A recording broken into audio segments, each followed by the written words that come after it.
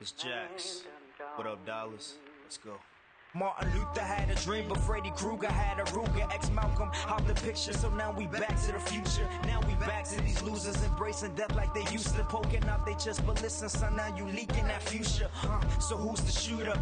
Is it your man? Or was it a fan? Or was it a stand? I would beg to differ. In hindsight, I bet you he said he was not a nigga. Plus Biggie Smalls was just minding his business, yo. Smoking an Optimal. Somebody got to drop the homie Biggie has got to go. And they couldn't stop it, no, I wish that they could. Yeah, the world needs change, but man, I wish that we would. So why the long frown? A man harmed from a 4-pound. His blood ripples on the floor from the war sound. His mama sitting at the wake, hoping the Lord's found. Another dead, another gone now. Damn. Another man done gone. Another man done gone from the county from another.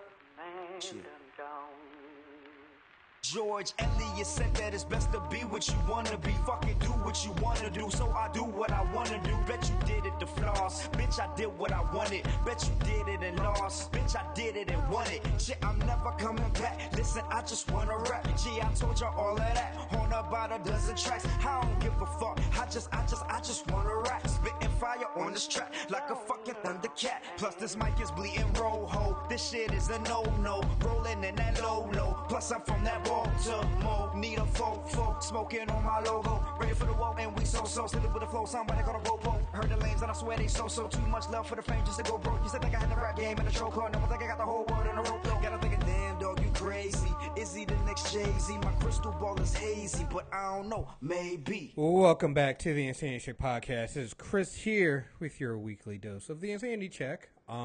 This is one of the last 3 regular shows we're doing in December, and I'm really excited about the lineup we have coming in December because I'm really bringing in some really great people that I love having on the show. And to kick us all off, this weekend I have Leslie from the Interracial John podcast. What's going on? What's up? What's up? Happy to be here. Yes. Like to be back on the show. Thanks for having me. Of course. We got a lot to talk about with you going in there. But yeah, so Leslie's on this week. Next week I have Joy on, who has somehow snuck her way into like not being on the show to like, I swear she might be. She's been on like 3 Insanity Checks. And then there was a Hell No QB she did. So I think this might be the 4th one she does. So, yeah, she says I'm a pushover, and I am. When she asks, I just say, okay.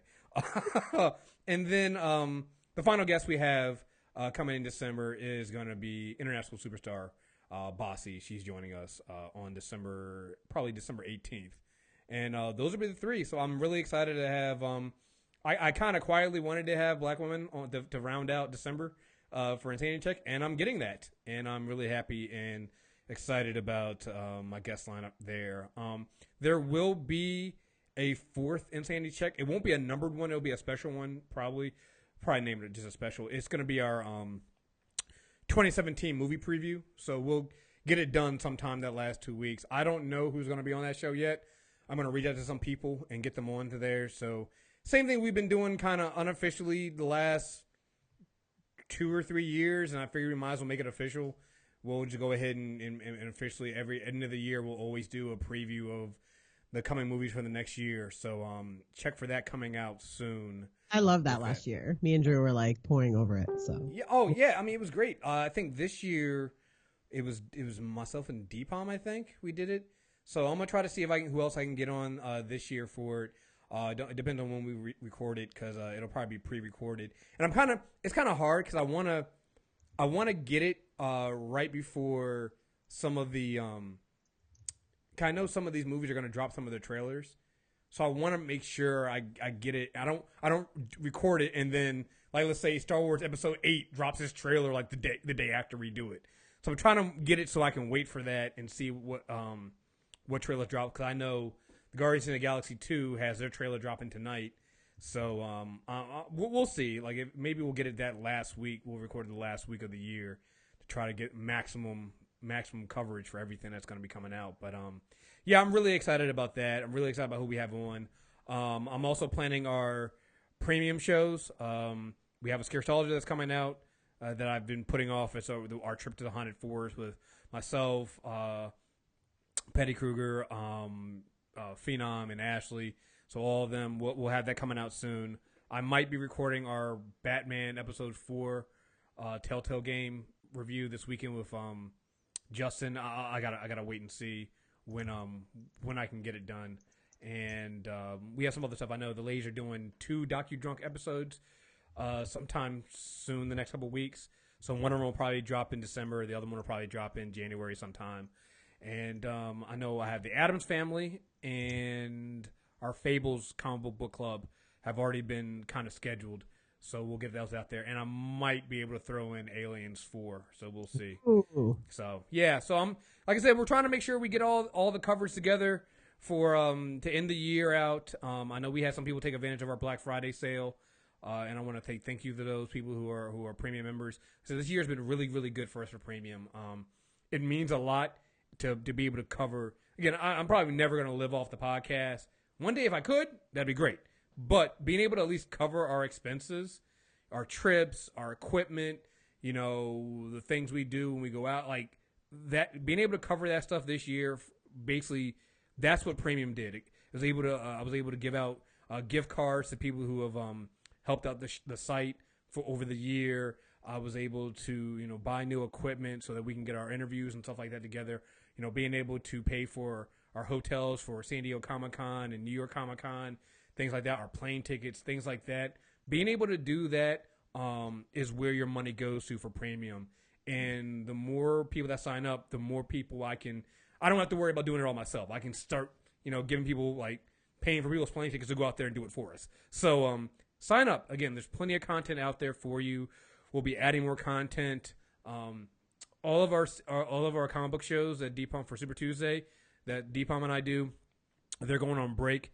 I'll probably convince him to do a Super Tuesday or something to cover some of the comic book stuff that we haven't done. We haven't covered in several months because, shows. But we will, what was I going to say? So yeah, we've been doing that, but I was going to say something. Oh, so in that break, people have gotten on me about not watching Fringe. I will be watching Fringe over the break, and we'll be doing probably premium reviews of each season.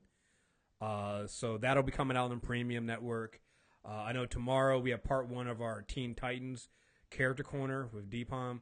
So there's plenty of content still coming out there, guys. So again, all your support from the regular network to the Premium Network, it all matters. I really appreciate it. Thank you very much for that. All right, so let's get into the sponsors. Show is being sponsored by Susan Berry, the Pool Law Firm, and I want to thank Susan very much for the sponsoring of the show. Like they really stuck with us, and I really appreciate that support. It's just as important to me as the premium members and stuff like that. So Susan Berry and Troy Poole are excellent attorneys in the Maryland and D.C. area. They're from the D.C. and Maryland area. So if you're in the DMV, please check them out. The Poole Law Firm handles criminal law, family law, and personal injury. So if you need an attorney, you want to know more, head over to their wonderful website. And if you don't need an attorney, if you know somebody that does need an attorney, please, refer them to the Poole Law Firm. You can contact them at www.thepoollawfirm.com. That's Poole with an E, Poole, lawfirm.com. Number 301-585-3014. Also check out tweakedaudio.com. Put the code in reviews. You get 33% off, free shipping and free lifetime warranty off of any earbuds and headphones. And yeah, I think that covers all of our housekeeping stuff. And I can get right into talking to my guest, Leslie, about everything that's going on with you. You have something big going on. I do, yeah. Yeah, some kind of nice, and we'll get into people wanting you to do it for fucking free. Can you explain what the safety pin box is, the subscriptions are, and what kind of inspired you all to kind of go this route? Sure. So first, shout out to my partner in crime, Marissa Janae. You can follow her on the Twitters at Rissa of the Way. So I was on vacation 2 weeks ago, and shout out to everybody that helped me get to my vacation. And so was Marissa. She was with me along with a bunch of other friends and family, quite a few other Black women organizers. And this was a few days after the election. So we were handed this gift of having kind of a detached connection to what was going on back here in terms of all of the, white tears and the reactions and all of that kind of stuff. We really had been able to step away from it and just kind of be in this little cocoon bubble of like-minded, super smart people just talking about stuff. And the day that we all got to Jamaica was right around when the safety pin fever, as I've been calling it, popped off. I mean, you know what I'm talking about, Chris, which is everybody talking about wearing their safety pin and putting their little safety pin icons on their social media platforms and safety pins selling out everywhere and all of this shit. So listen, can I just say I am still I'm shocked is the wrong word, but it's just one of those things. It's I don't know if it's exasperation or something. When I started seeing the photos of people going into stores and being yeah, the safety pins are actually sold out here, I wanted to throw something. I was just, are you guys seriously selling out of safety pins? Is this really happening? This is literally, yeah. So and obviously many smarter people than I have written as to what the problematic issues are with the safety pin. Ijeoma Oluwo for The Establishment wrote a really great piece about it, and specifically about our Black people, Black women in particular's challenge of this notion of the safety pin indicating something or being an action of some sort. The typical white response, which was to tell us to shut up. We don't know what's good for us, all of those kind of rhetorics. And so while we're on vacation, we were all talking about it as well. But again, because I didn't have anybody in my DMs because I was logged out of all that shit and I wasn't actively arguing with anybody, we really were talking about it from a real, pseudo cerebral, place, kind of talking about, why did this catch on? What is it tapping into? Because when we see something like this, catch fire, especially with white folks, there's always a pathology behind it, right? There's always a reason for it becoming so popular. And so as we started teasing out quite a few variables, a few things stood out. One is that there are people that legit, really do want to do something, right? There's a lot of people, especially in the wake of the election, despite their completely irrational surprise at the election results, they really are at a place to want to do something. But it's coming from a group of people that literally have no idea how to show solidarity in any way, shape, or form. They've never done it. They've never had to do it. It's just not something that they know how to do effectively. So, of course, what you come up with then is, I was calling it, if you think of the very least that you could do, right below that is wearing a safety pin, right? Mm-hmm.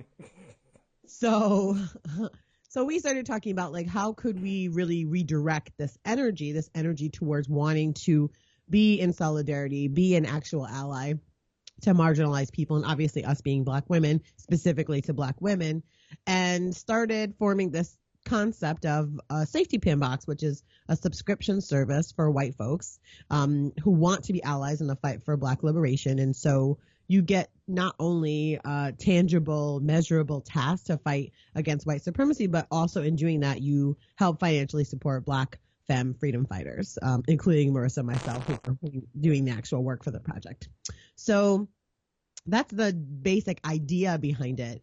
So when you first saw it, what did you think, Chris? Because I've been really this sounds really, I don't know, it may sound weird to people, but the only people I was concerned about their response really were Black people, and especially Black women and Black folks like you who, are woke, for lack of a better term, and just what your thoughts were when you saw it. And so I've been interested to hear that kind of feedback and interest. So I'm a little biased because, we're friends, we consider us friends, and I've had you on the show and we've talked before about this kind of stuff.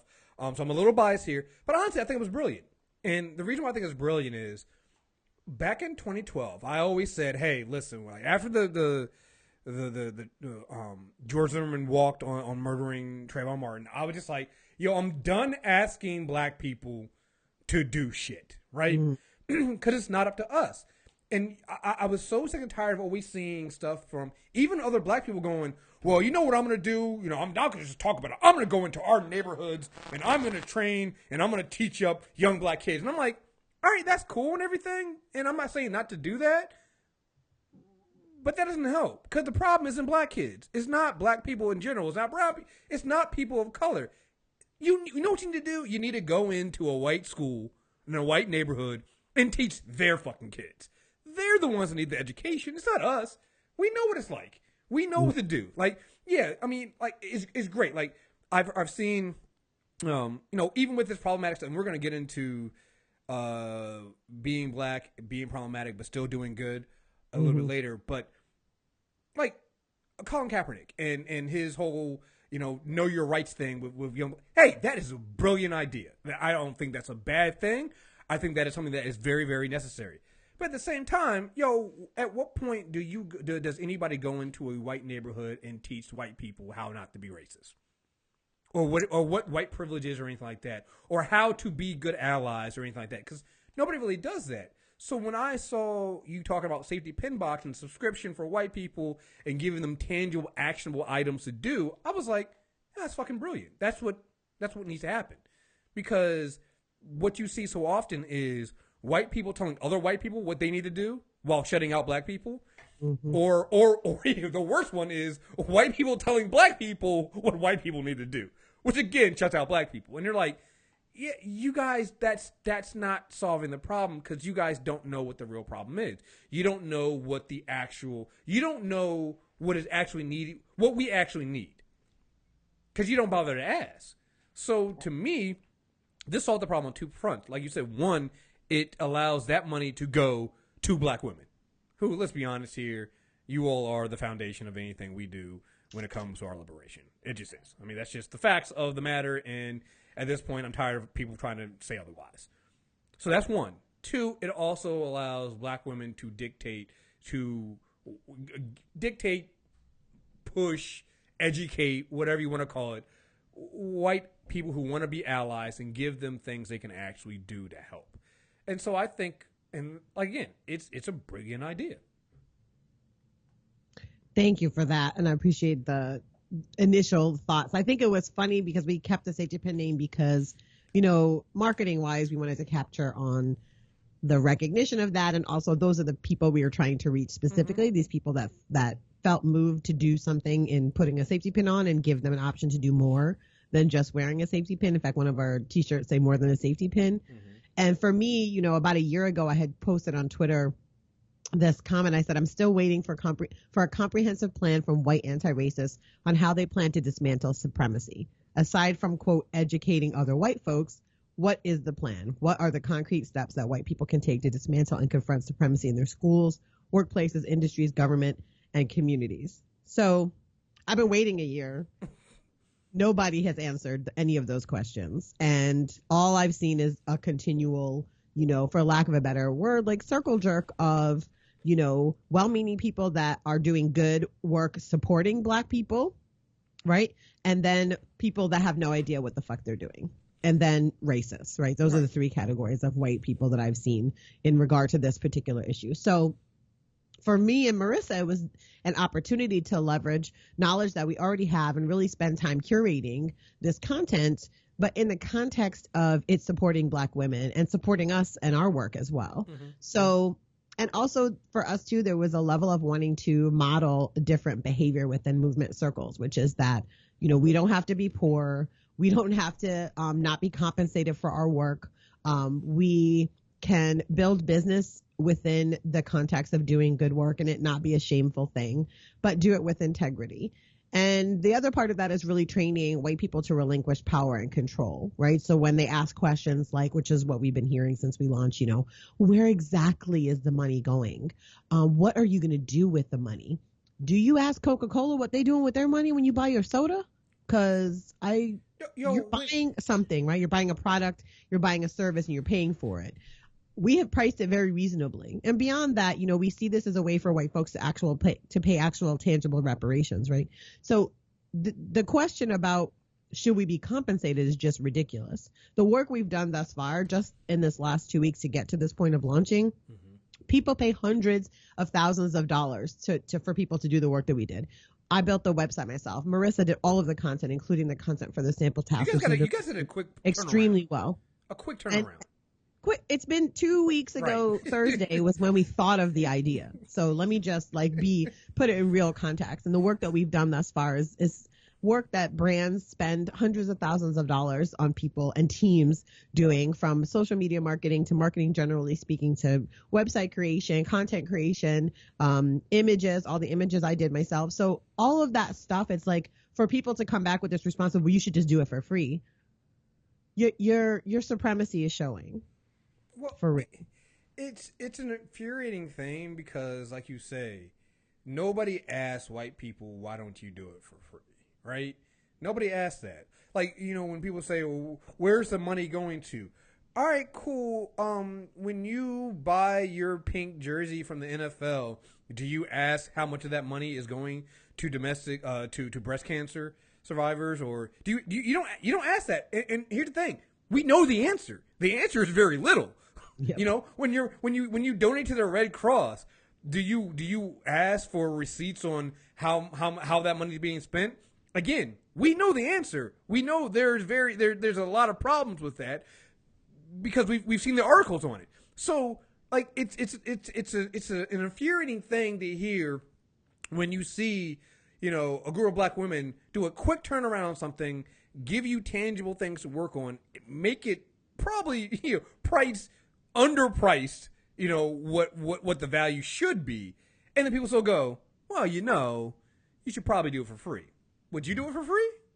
Would you do all the work I do for free? Would you? Like, I don't think so. Like, and that's on top of everything else you do. So this is not like your only job. Like, this is just a small piece that you guys did in your spare time. And then, like I said, I know how hard it is just to get my podcast up together when I'm going to launch a new show or something like that. It takes me a while. Like, I've been working with some people about doing some changes to the site, getting an application and things like that.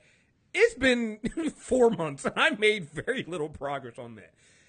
From when I saw you all announce that you guys were thinking about doing something like this to when you actually did it, like you said, it's 2 weeks. I'm amazed. I'm like, there's no way I would have gotten that done in 2 weeks. Like, just no way. So to see that and to see how well thought out you guys have it done, and like the images, the website, like you guys have a system in place, like all that stuff in 2 weeks, that's amazing. And for people to go, oh well, you know, you should do it for free. It's supremacy, but it's just fucking flat out offensive. It's insulting. And I'm tired of seeing people do this. People expecting black, and again, you're saying it's a lot of white people coming to you because their subscription service is going. I've seen black people do this too. And I need black people to stop doing that. Like, the work we do, all of us, whether it's activism, whether it's podcasting, that shit is not cheap. Like, time is money. And so much of us, even if we're not putting a lot of our own money in, which a lot of us do, our own money into building these things, our time is gone. Like, I can't get time back. If I spend 5 hours podcasting, I don't get that 5 hours back. Nope. So if I start asking for subscription services for premium or donations for this, it's not like, it's almost offensive when you go, what are you doing with the money? Well, maybe I'm taking the money, putting it in a bathtub, and I'm, you know, swimming in it like Scrooge McDuck. If I'm doing that, guess what? It should be okay because, God damn it, you're getting something from me, right? Like, absolutely. I mean, it's stuff that's being provided, so you shouldn't be questioning that because you don't question it all the time, right? There's conditions to the questioning, and that's what's always telling. It's like, okay, you know, I see where you're going with this. Mm-hmm. And, you know, that's the other thing is that when you say it was really thought out, I mean, I think it would have been great for us to spend months putting together, you know, this whole project and doing it at our leisure. But part of supremacy is that the interest in being an ally is going to wane, right? Mm-hmm. This is a momentary, you know, zeitgeist moment for white folks that are shocked by the election results and realizing that this person who said all of these horrible things is going to be taking over control of our entire country and government. And we had to come out in 2 weeks because if we waited 2 more weeks, nobody would give a shit. Mm-hmm. And so that's what pushed us, is knowing that, well, it's now or never if we're going to actually make this business work. And again, it's a business and it's something that we had to actually actively think about a lot of the decisions that we had to make about it. And then you're at your question about the different boxes. So it is a subscription service. It's monthly. You pay monthly. There are 3 different levels that you can get. Because again, one of the things we thought about was people's specific economic realities. However, we do, as we said, we see this as reparations being paid. So we want it to be a stretch, it to be something you think about each month when it comes out, right? Because it's deliberate and it's part of you being trained to be a consistent ally for Black people. But the first one is our main premium box, which is $100 per month. And you get 3 tasks each month from us, broken down by week, that will help you dismantle. And there'll be all sorts of categories that the tasks will fall under, from data collection to personal development to influencing your networks, showing radical compassion, education. There's going to be a whole bunch of different categories. Really excited about the content itself. I think it's going to be really great, not just for white people, but for also movement spaces, where we're going to be, kind of feeding better allies into movement spaces through this work that they'll be doing with us. I'm really excited about that. There's a Pin Pals box, which 2 people get together. It's $50 for each of you per month, and 1 box will be shipped out, but the tasks are meant for you guys to do together. So if you have a friend that's into this stuff, even if they're halfway across the country, you guys can do the work together. And then we have an e-ally box, which is $25 per month. You don't get a physical box, but you will get 1 task a month emailed to you. In addition to that, we're going to use this platform to build community of white folks that are interested in talking about how they're doing these tasks together. So it'll be a closed Facebook group that only subscribers are able to access, and we'll be providing some specific content in there. And we're gonna event every now and then have some one-off boxes. Right now, the one-off box is a one-time $50 fee for the revenge box, which we invite you to send to your favorite Trump supporter or least favorite Trump supporter, bigot, or white supremacist, and they're going to get a box from us that tells them an important donation has been made in their name and a link to go to. And when they go to the link, it's going to show them like a whole bunch of images of Black excellence and wins that the movement for Black lives has had. So that's one you can do right now, but we have some exciting stuff coming up, and each month we'll have a different theme. So we have a holiday box that's going out to the people that subscribed in the first 4 days, which we're really excited about. It's going to go out in about a week. And then January, our box theme is called Not My President. So definitely sign up in December to get that January box. The tasks are going to be really dope. Marissa and I were actually working on content yesterday, so it's really exciting. And thank you to everyone that has supported it. I really appreciate it. It's safetypinbox.com to check it out. And right now, is it just the 2 of you guys working on this? It's just us. We have no investors. We have nobody that has done anything else. It's just been Marissa and I kind of, bootstrapping this thing and fitting this in, like we didn't already have other work to do when we got back from vacation. Right. But we really saw some value in this. And the second piece is the Black Woman Being, which is a gifting fund that we're going to use this business to fund. And we'll be giving away straight monetary gifts to Black women, no strings attached. We don't tell them, we don't care what they're going to do with it. It'll just be for them, for being Black women and for doing the work that they do that's thankless and uncompensated every day of the year. So we're really excited about that. And so for Black women listening, please go to safetypinbox.com, click that Black Woman Being box, and put your name on the list to be put in the pool to get one of these gifts. Like I said, I'm biased because I know you. And we're friends and everything like this, but I really mean this. This is an amazing idea, and it is something that I like. When it blows up, I'm gonna be like, yeah, see, I know her. I've had her on the show. Yeah, so I just want to know that I've talked to her before, so I just want to.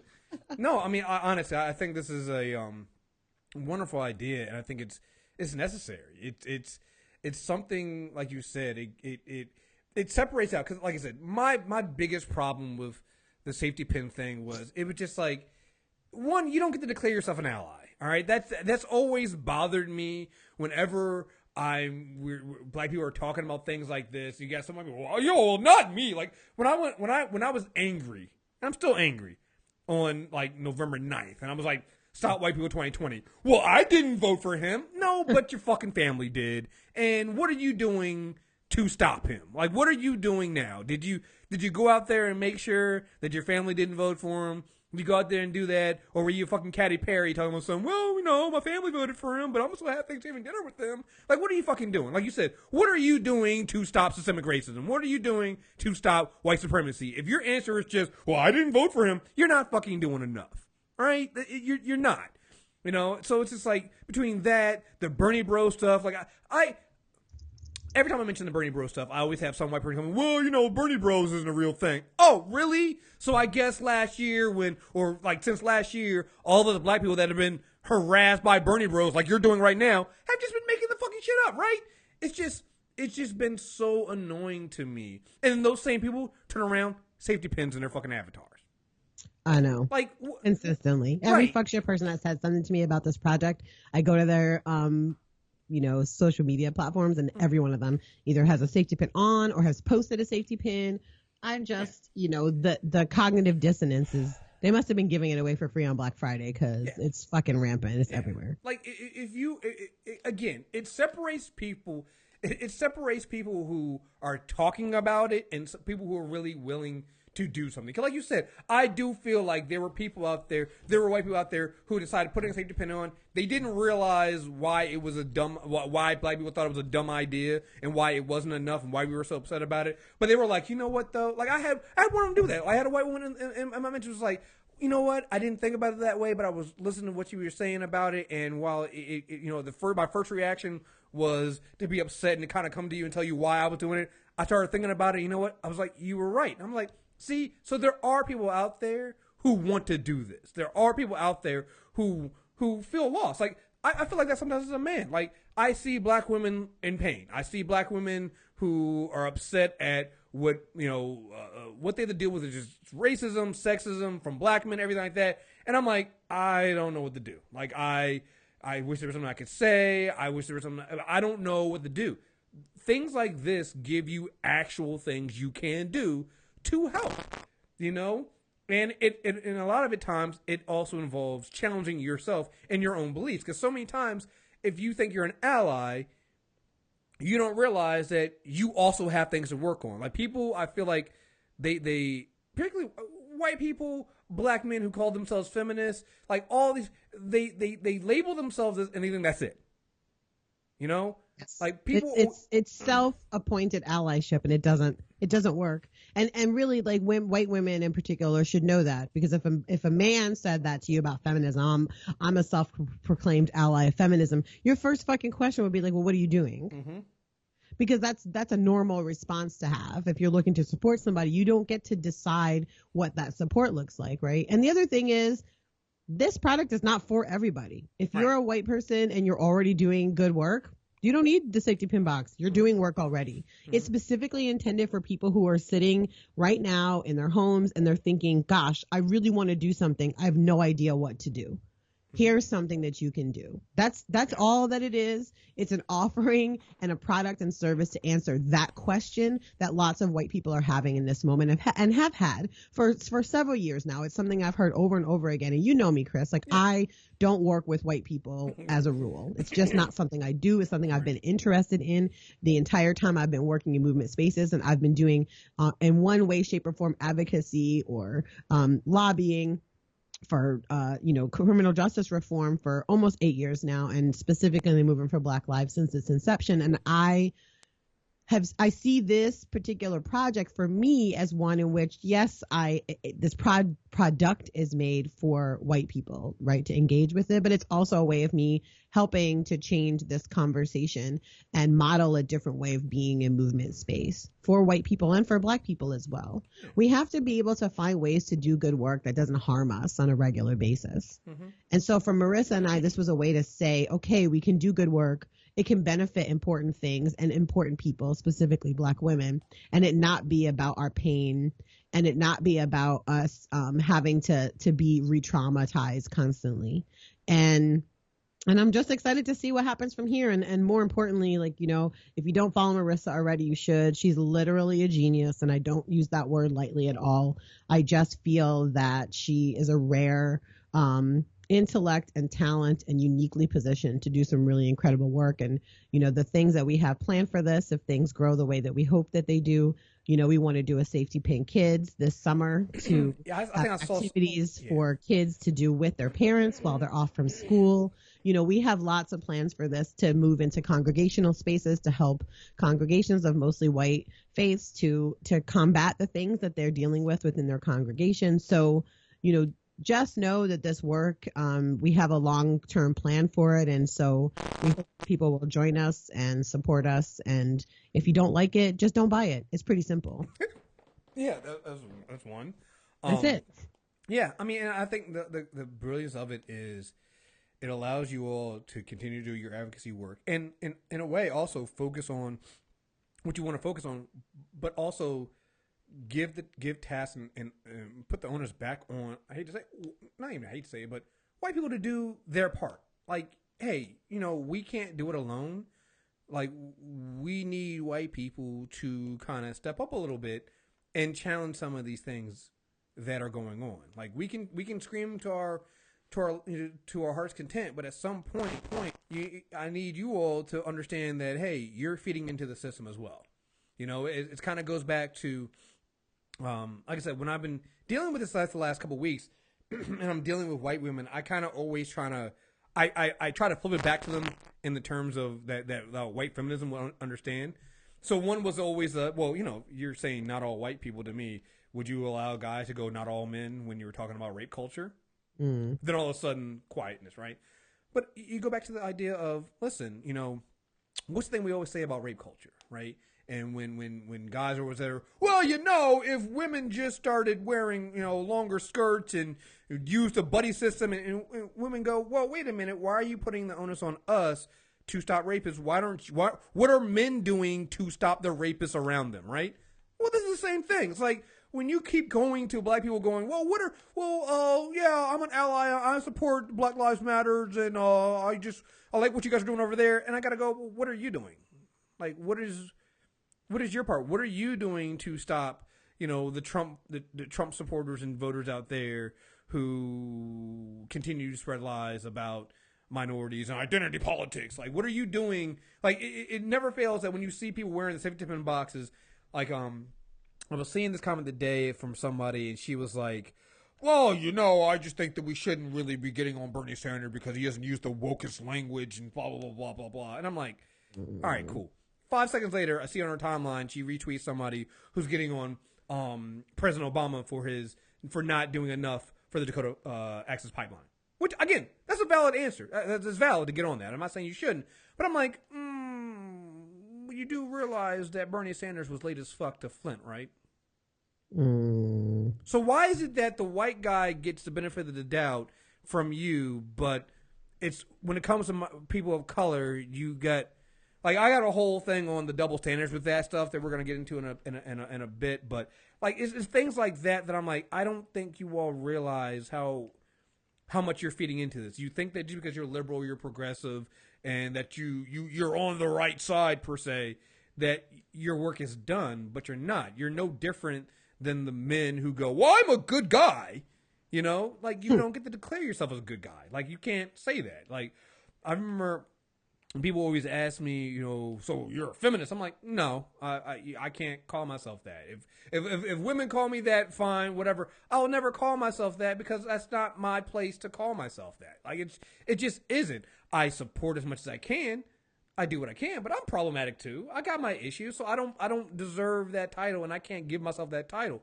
That's what I get so angry when I see white liberals do that. Like, I'll never forget last year. The whole, well, I support Black Lives Matter, but, when you burn out a Quick Trip, it kind of hurts your cause. When you're blocking traffic, it kind of hurts your cause. I'm like, that's a problem. You think it's a fucking cause. Exactly.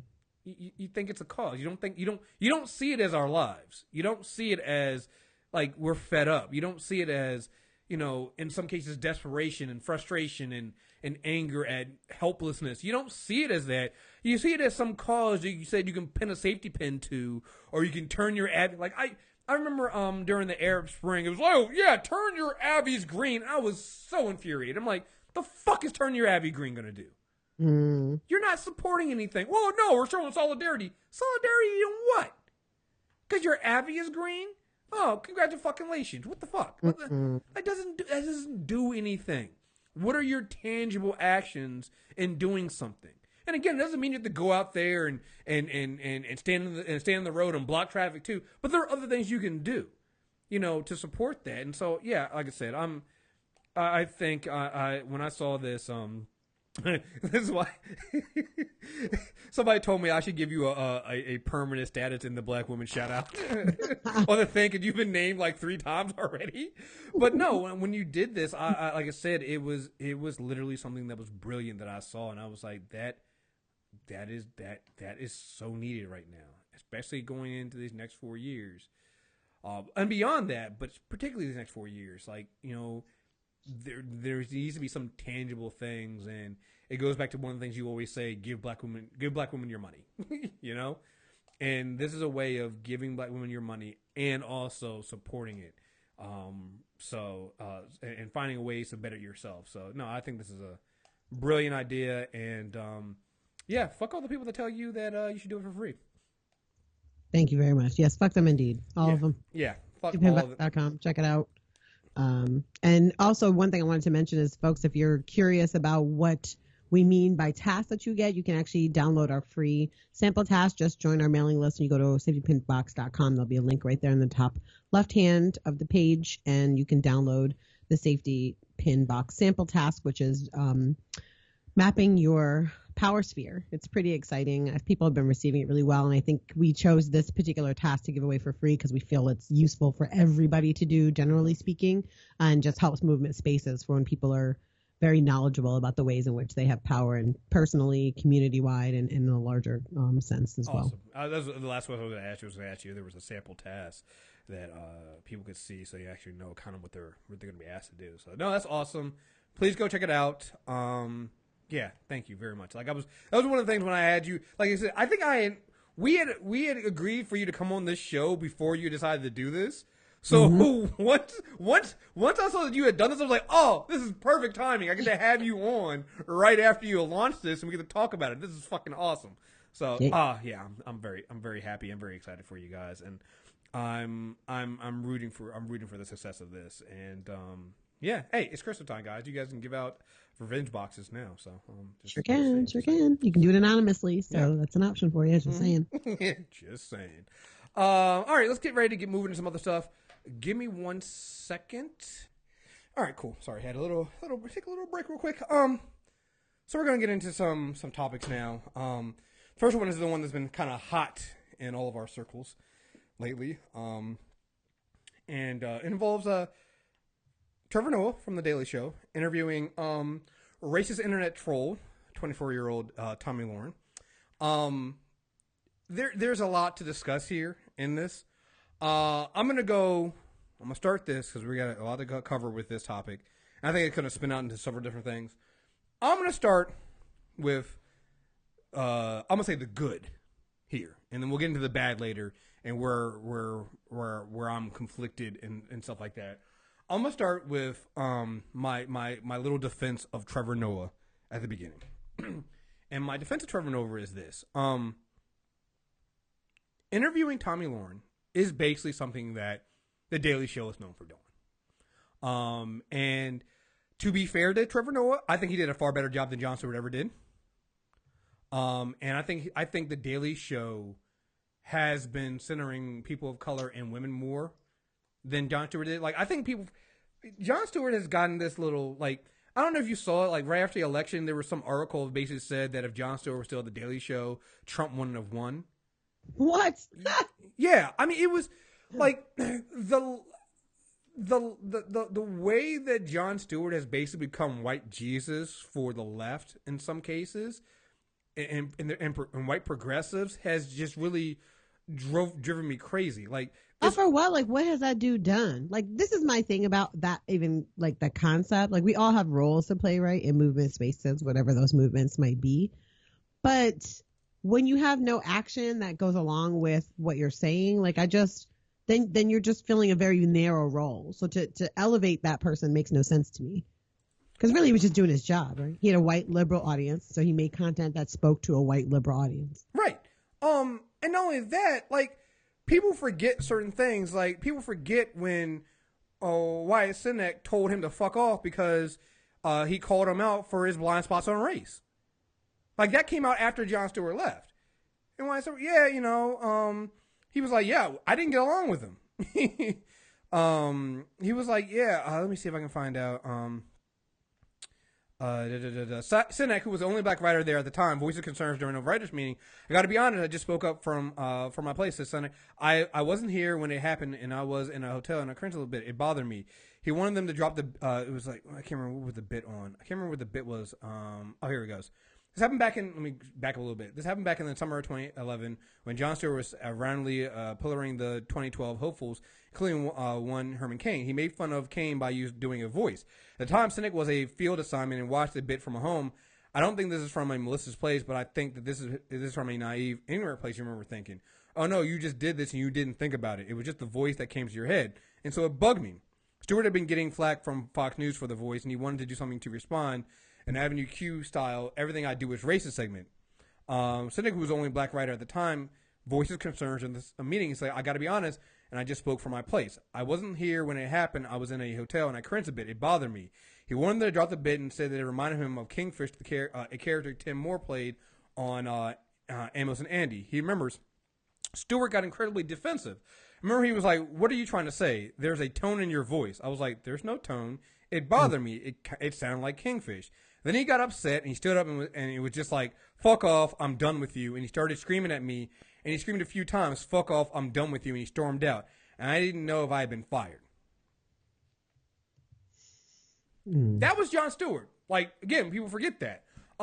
People have kind of also ignored his little Trump voter apology tour he's been going on recently.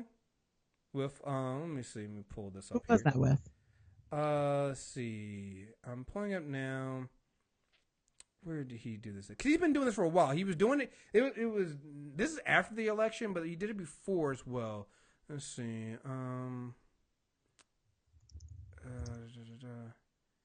Yeah, I think it was CBS Morning. Not everybody who voted for Trump is racist, he said at one point. I don't give a fuck what any of you say to me. Well, that's always a good starting point. You can yell it at me. You can tweet it at me. They're not all racist. Or they're not, here's the contradiction. They're not giving tacit support to a racist system. We all give tacit support to an exploitative system as long as they don't affect us that badly. But you just said that you don't, you just said they're not giving tacit support, but then you say we all give tacit support, which means that they are actually giving tacit support. Is it? I just want to know. Yeah. Yeah. And this whole like post-election thing, like it just shows, actually, it's been very obvious like why the Dems lost the election, seeing their response post-election. It's been just like, oh, that's why. Y'all literally are staring the face of the unpredictable, unknowing, and unprecedented, and you still are continuing to do the same shit you've always done. And that's what they did the entire fucking election cycle. This dude's doing shit we've never seen before. Well, let's just do what we've always done. That should work, right? Right. No. And it's not going to work post-election either. Nope. We're about to deal with a regime and administration that people in this country have not seen in decades. People that are alive right now probably have never seen the level of subversion, the movement of public funds to private funds. All of the shit that's about to happen. Like, I'm sick of all of these white liberal posts about petitions and open letters and conversations. Fuck all of that. When are you going to get your heads out of your asses and start putting together a legitimate plan as to how you're going to resist the policy changes to come? What are you going to fucking do? What are you going to do? And when are you going to start talking about that? I don't give a shit about your stories. I don't give a shit about your families. I don't give a shit about any of that stuff because none of you have productive work being done to decide exactly what's going to happen. The only people in politics I see even having active conversations about how we're going to position ourselves are people of color. Yep. Stewart, he brought up a conversation with another person who argued that by saying Trump supporters are not all racist, they are giving tacit support to a man of racist language. Stewart then pointed out that many Americans are complicit in exploitive and damaging systems, asking the person to pull out his iPhone. All right, cool. All right, so here's the thing. The difference is Apple isn't out there specifically saying we're building phones built by child labor and exploiting other things. They're not, you can you can say that, yeah, that's a problem, and that we all kind of do feed into the system. But Donald Trump literally ran on white supremacy. Literally. Like, there was no other. Unabashedly, with zero veneer, with zero. Like, there wasn't even dog whistles. No, there was These were no regular fucking whistles. Everybody could hear them. So don't pull some shit about, like, oh, they're not all racist. Well, they supported a racist. They went in a booth and said, this dude's a racist. I'm voting for him. That makes you a racist. I'm sorry to break it to all of you and your fucking white ass friends that voted for this monster. That's the fact of the matter. Well, period. Point blank. No discussion. And not only that, like, again, you could maybe make this argument if Donald Trump actually had policies and plans that you could say, oh, okay, yeah, I can see why somebody would like that policy and plan. But the only things that he had specifics on were racist policies. So when Jon Stewart goes, oh, well, no, not all of them are racist, like, well, what do they like about him then? Well, that he was gonna build the wall. Racist. Well, he's speaking out against radical Islam. Racist.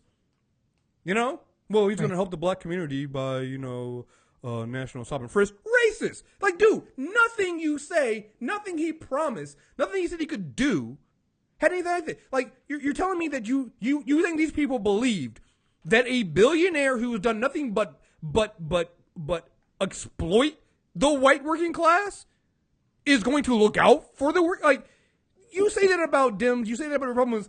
Donald Trump literally he lost $1 billion doing that. He has been sued for not paying his bills to small businesses. Like, what is it about him, if it's not racism, that they like? Like, nobody follows up with people like Jon Stewart about that. And the problem comes down to, well, you don't want to admit that your friends, you don't want to admit the people you go and have dinner with. You don't want to admit the people that are at your home. You don't want to admit that your friends and family who voted for Trump are racist.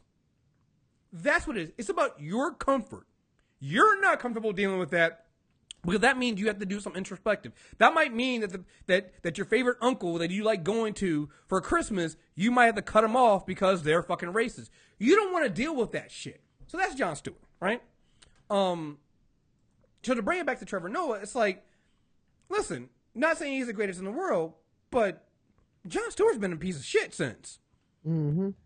And when you look at it, Larry Wilmore's show got canceled. So really, Trevor Noah's like the only. So sad about too. Yeah. Just the fact that it got canceled. Yeah. Just pour one out for the nightly show. You only have tense. So you only have one black, one person of color, in the late night space. While I don't like that, and we're gonna get into why I do not like this interview. He's done a lot of good ones, and they've done a lot of good things. And I gotta be honest, in the idea of, if we're going in the context of what the Daily Show has always been, which again, remember, it's still on Comedy Central, it's still a bunch of comedians.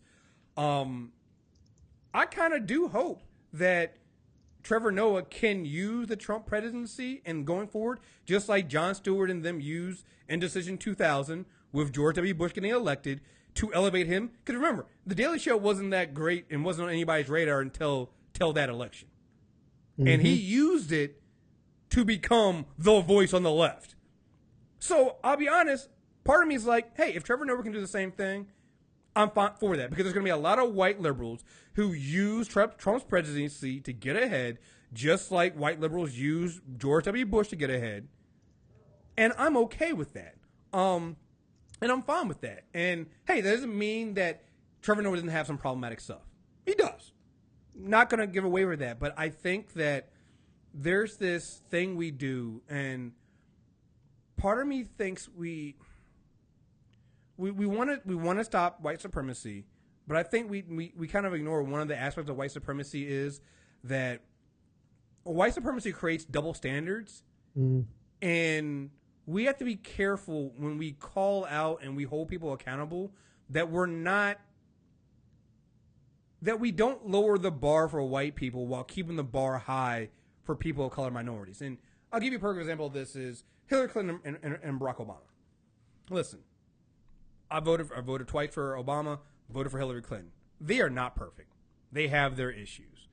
But I always used to point out that, hey, listen, I'll take their problematic stuff and work with them And I don't mind us holding that standard high for them, as long as that standard is going to be high when the next white man comes in. Which is not already, just right. saying. And people, like, I remember when I pointed that out about Hillary Clinton, it's like, listen, I don't like the fact that we are holding Hillary Clinton to a higher standard than any other president before her. And I would get people go, oh, so we shouldn't let her go because white men before her get. I was like, that's not really what I'm saying. I'm saying make sure that standard is going to be held high for the white men that came before. Like, she was held to a higher standard than even Bill Clinton was. Like, she got more shit for super predators than Bill Clinton did for signing the bill. Than Joe Biden. Than Joe Biden did for writing it. Biden for writing it. Bernie Sanders for voting for it. You know, there was the Clinton Foundation. She got shit for that. I mean, look at the conflicts of interest that Trump has. And what happened was, as soon as Trump got elected, immediately the bar went back lower, which is exactly what I've been afraid of when we had President Obama. I was like, we're gonna lower that. Like, I appreciate all of us. That's not. I'm not even gonna talk about white progressives at this point. I'm gonna leave them out. I appreciate black progressives holding President Obama to a high standard. That's great. I got a little. I think we need to make sure that when we hold people to a higher, when we're going to hold this high standard for people of color, that we also make sure that we point out when they do good things. And right. And that we hold both of those at the same time, right? Like, just knowing the reality of being in high positions of power as black people, as people of color.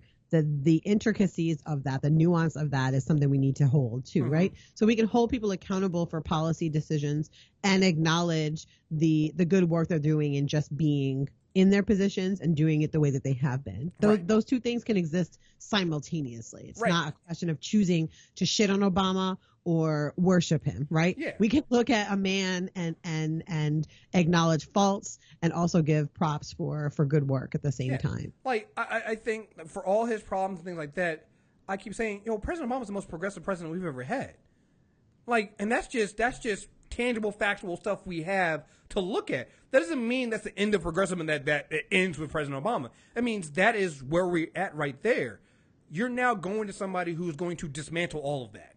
And you're going to start all over again from the beginning. And it gives me, here's another person I fucking hate that kind of sums this up. It is Cenk Uygar from the Young Turks. I want to hear, again, see the bar immediately being lowered for the white guy. I got to record this from an airport because I pretty much live at these places. I'm going to San Francisco today, but I saw a news story that was very important this morning, and I wanted to share it with you guys right away. So, credit where credit is due. Donald Trump scores a big victory today. He got Carrier, that company in Indiana that makes furnaces and air conditioners, to keep 1,000 jobs in Indiana instead of moving them to Mexico. Now, devil's in the details, but here you've got upside and downside. So I'm not unaware of the deals that he had to make to get that deal done. So, for example, one of the things that they included in that deal for the company was tax inducements. So what does that mean? That means that likely that company will get tremendous giveaways from the U.S. government.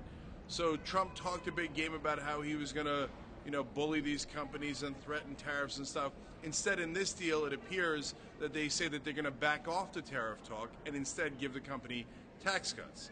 So I get it. I get the downside of it. But now let's talk about one of the things he did in there that was actually really positive. He said, look, your parent company is United Technologies, and it has a lot of government contracts. Now, if you want to get United States government contracts, then you're going to have to keep some of your jobs in the United States. Now, this is exactly what I've been saying to Democrats and President Obama, that you could do this stuff, that if you really wanted to apply pressure, there's 1,000 different ways to apply pressure. But they would never do it. I'm sorry, if you're a Democrat and you like Obama, I hate to break your heart, and you want to hate me for it, that's fine. But Obama wouldn't have done that. That's not who he is. He's not that guy. Yeah, he's right. He's not that guy. He's the guy that saved the auto industry and got the loan paid back with interest. Saved more jobs than 1,000 jobs.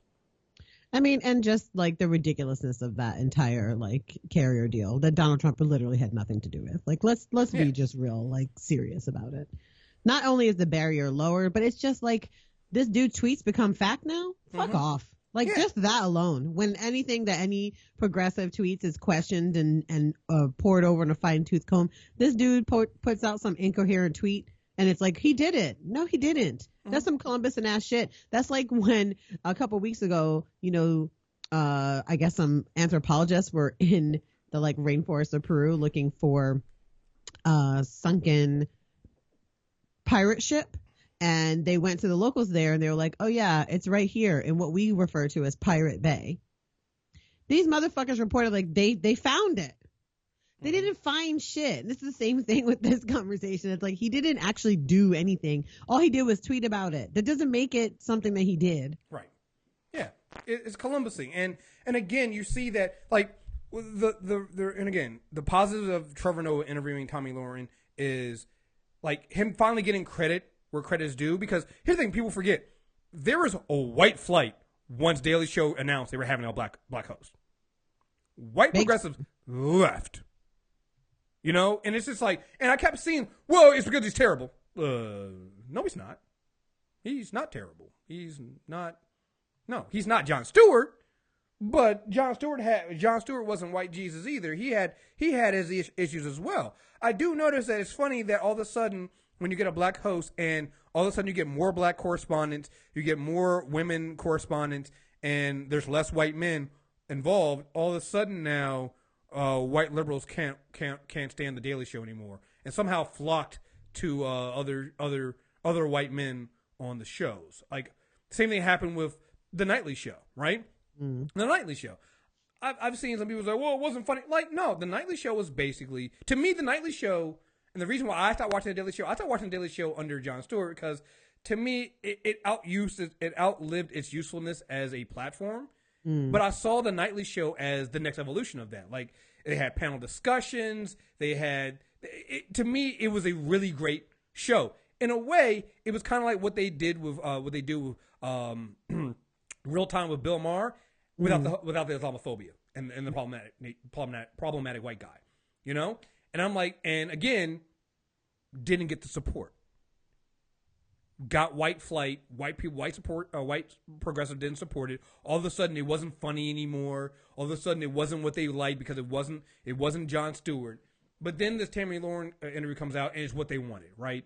They wanted this. They've ignored all his other interviews. They've ignored all the other stuff. Like, he was consistently pretty good with a lot of, like, I would catch clips of things he would say for Trump. I was like, that's like, he's doing this stuff while his predecessors out here saying all Trump supporters aren't racist. That's, you know, so in the context of what the Daily Show always was, I was like, good for Trevor Noah.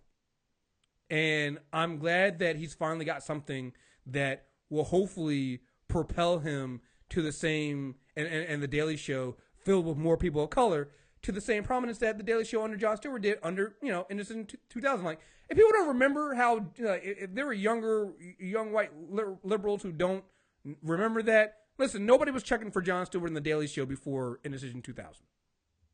Yep. That put them on the fucking map. Yep. Those hilarious little skits and that stuff. And him and a lot of other white liberals that you listen to now got their come up under George W. Bush.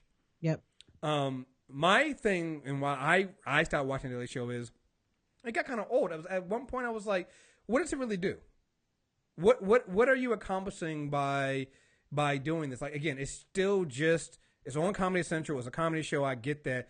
But at some point, it outlived its usefulness to me because I was like, yo, Jon Stewart was around. You guys are saying stupid stuff like, if Jon Stewart were still around, he would have, Trump would have been president. I was like, in what universe? Jon Stewart was around for 8 years of Bush. Bush got reelected in 2004. Like, that shit doesn't matter. That's not, like, it's still the show being led in by, Tosh 2.0 or whatever the fuck comes in before that. Like, it shouldn't be your end all be all of getting your news. Like, that's not what the Daily Show ever was. So why are you trying to, and then you're comparing Trevor Noah's first year to Jon Stewart's, the height of Jon Stewart's years, when Jon Stewart and them weren't hitting it out the park, when they first started off either. So there's that. So in that respect, I was like, I'm happy for Trevor Noah. And I think that there needs to be a conversation about how white liberals abandon things when all of a sudden black people take over. You know, how they all of a sudden their support goes out the window. Oh, well, you know, I just can't relate to the nightly show. Oh, I wonder what that is. Could it be because you're talking about race all the time? Could that be it? Could that be it? You're a little uncomfortable seeing all the brown skin on TV. Is that what your problem is? You all of a sudden can't relate to something, so you go to Colbert's late night show, or now you're jumping over to the John Oliver show now and Samantha Bee and all that stuff, but you're leaving out the black guy. And also, I want to point out that because he did get shit for, and we're getting into why I think he got shit for bringing Tomi Lahren on there. Remember when Jimmy Fallon brought on Trump and was running his finger through his hair and shit like that? Yep. Remember all the white liberals? Huh? I said he got shit. Oh, he got shit, but remember who came to his defense? Other white liberals? Of course. Who's coming to Trevor Noah's defense? Who's coming to Trevor Noah's defense? Yeah. Just throwing it out there. Just throwing it out there that's one of the things that makes me uncomfortable. Doesn't like I said, I think that I have major problems with this interview, and we're about to get into those. But I just want to point out that white liberals are full of shit in some respect here, because you guys abandoned the Daily Show because it wasn't a white guy. Right. In all respects, really, quite frankly. White liberals have been disappointing since the dawn of time, but this year has proven them to be not just disappointing, but completely ineffective, unintelligent, and useless. So I don't know what else to say about that, because it's clear whatever the fuck y'all have been doing didn't work. And given that fact, you think you get your fucking heads out of your asses and start listening to the people you've been ignoring for decades. Well, they've been talking. So, they've been leaving this class, not race. Yeah, because that worked really well. Mm-hmm. And like this concept of you not actually listening to people has proven to be. But that's the thing about supremacy, though, right? Mm-hmm. Is that it doesn't actually make logical sense in most instances. It actually trumps all general adages like, you know, green over everything. Nope. White supremacy will fuck $1 every time just to maintain itself. Mm-hmm. Common sense, throw that shit out the window when it comes to supremacy. All of those things don't actually matter when people are engaged in both tacit and active approval for a system that puts whiteness above all. And that's where we are right now. Mm-hmm. Like, before we get into the issues I have with this, but since you brought it up, like I was seeing some tweets this morning about trying to defend Bernie Sanders and stuff like that, and I'm just like, you assholes, listen, it's not about class, because listen, if it was just about class, you wouldn't have white working class voters rejecting fighting against entitlements that they think in welfare and things like that they believe, you know, black and brown people are being lazy and just asking for handouts when they are the largest benefactors of that shit, right? When you have white working class women who are so anti-affirmative action, even though white women are the group that benefits the most from affirmative action, you can't tell me it's fucking class. It's not class. Nope. It's about the white working class not wanting to feel like they're on the same level or even below the black working class. They want to be able to look down on them. That's what that is. So if you make it about class and you raise up and you do all this stuff for white working class, they still want to be above somebody. They still want to be able to have their foot and be able to step on the backs of black and brown voters and black and brown working class. That's just what it is. They're always going to want that. You know, it's not about class when you look at the inequality between the classes, and you see it's even more of a disparity between races. Like, come on. Mm-hmm. You know? Like, what the fuck is this? And I'm sorry, like, we're doing all this focus on the white working class. This is going to sound fucked up, but I'm going to fucking say it because I'm tired of saying this. Listen, no fucking factory jobs ain't coming fucking back. All right?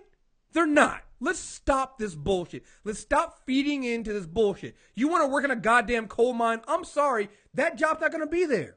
And let me just also point out, like, there is no white working class, right?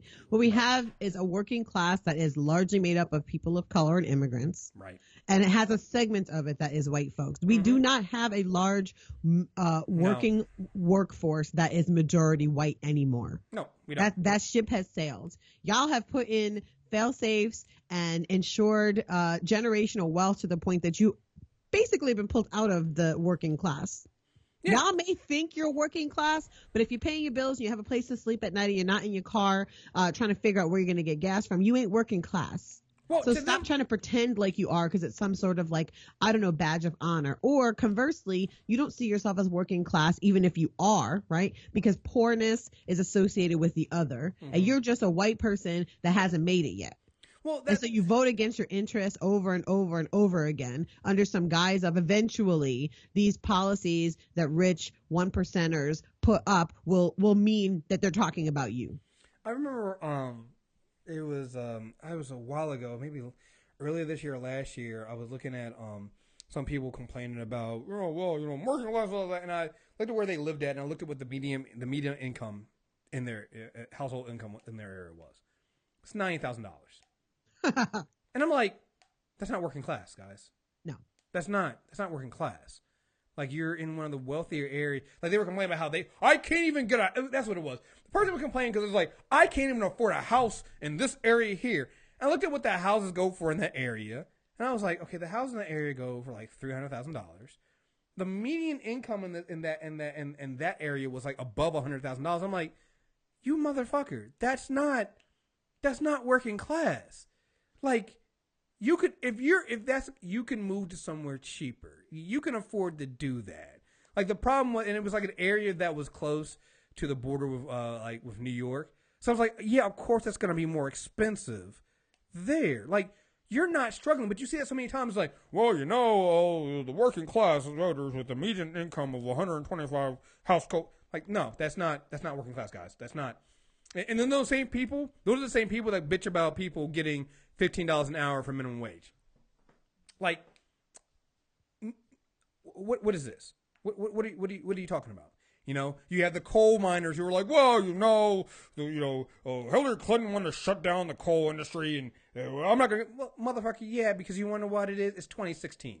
Why the fuck are you still working in a coal goddamn mine?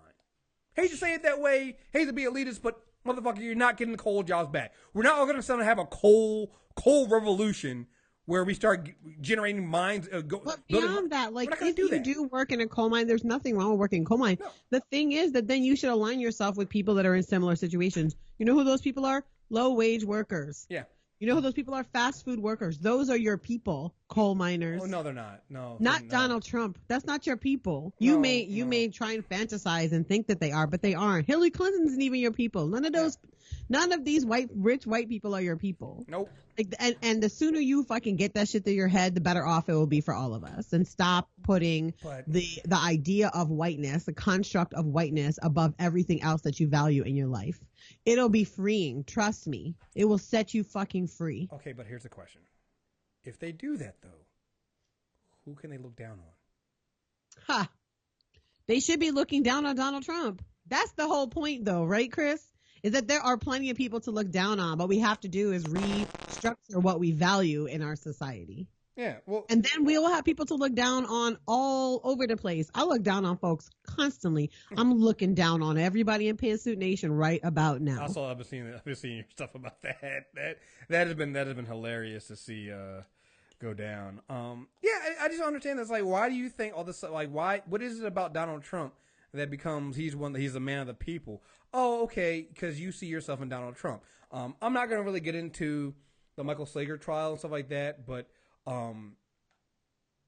with the jury being out and the one juror saying that they couldn't, they just can't find him guilty, even though there's video of this cop shooting, Walter Scott in the back. He said specifically it was against his moral code to convict a police officer of manslaughter or murder. It was against his let me tell you again. It was against his as a juror, a white juror. It was against his moral code to convict a police officer. And the reason for that is you see white jurors when they're in most times. Now, granted that there are 11 other jurors who are voting for a conviction, but there's always going to be white jurors who will side with the white cop over the black thug because they see them. If you're in that situation, they see themselves as the cop.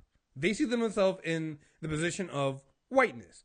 They don't see it as a person with a gun and power over a person who is scared and has no power.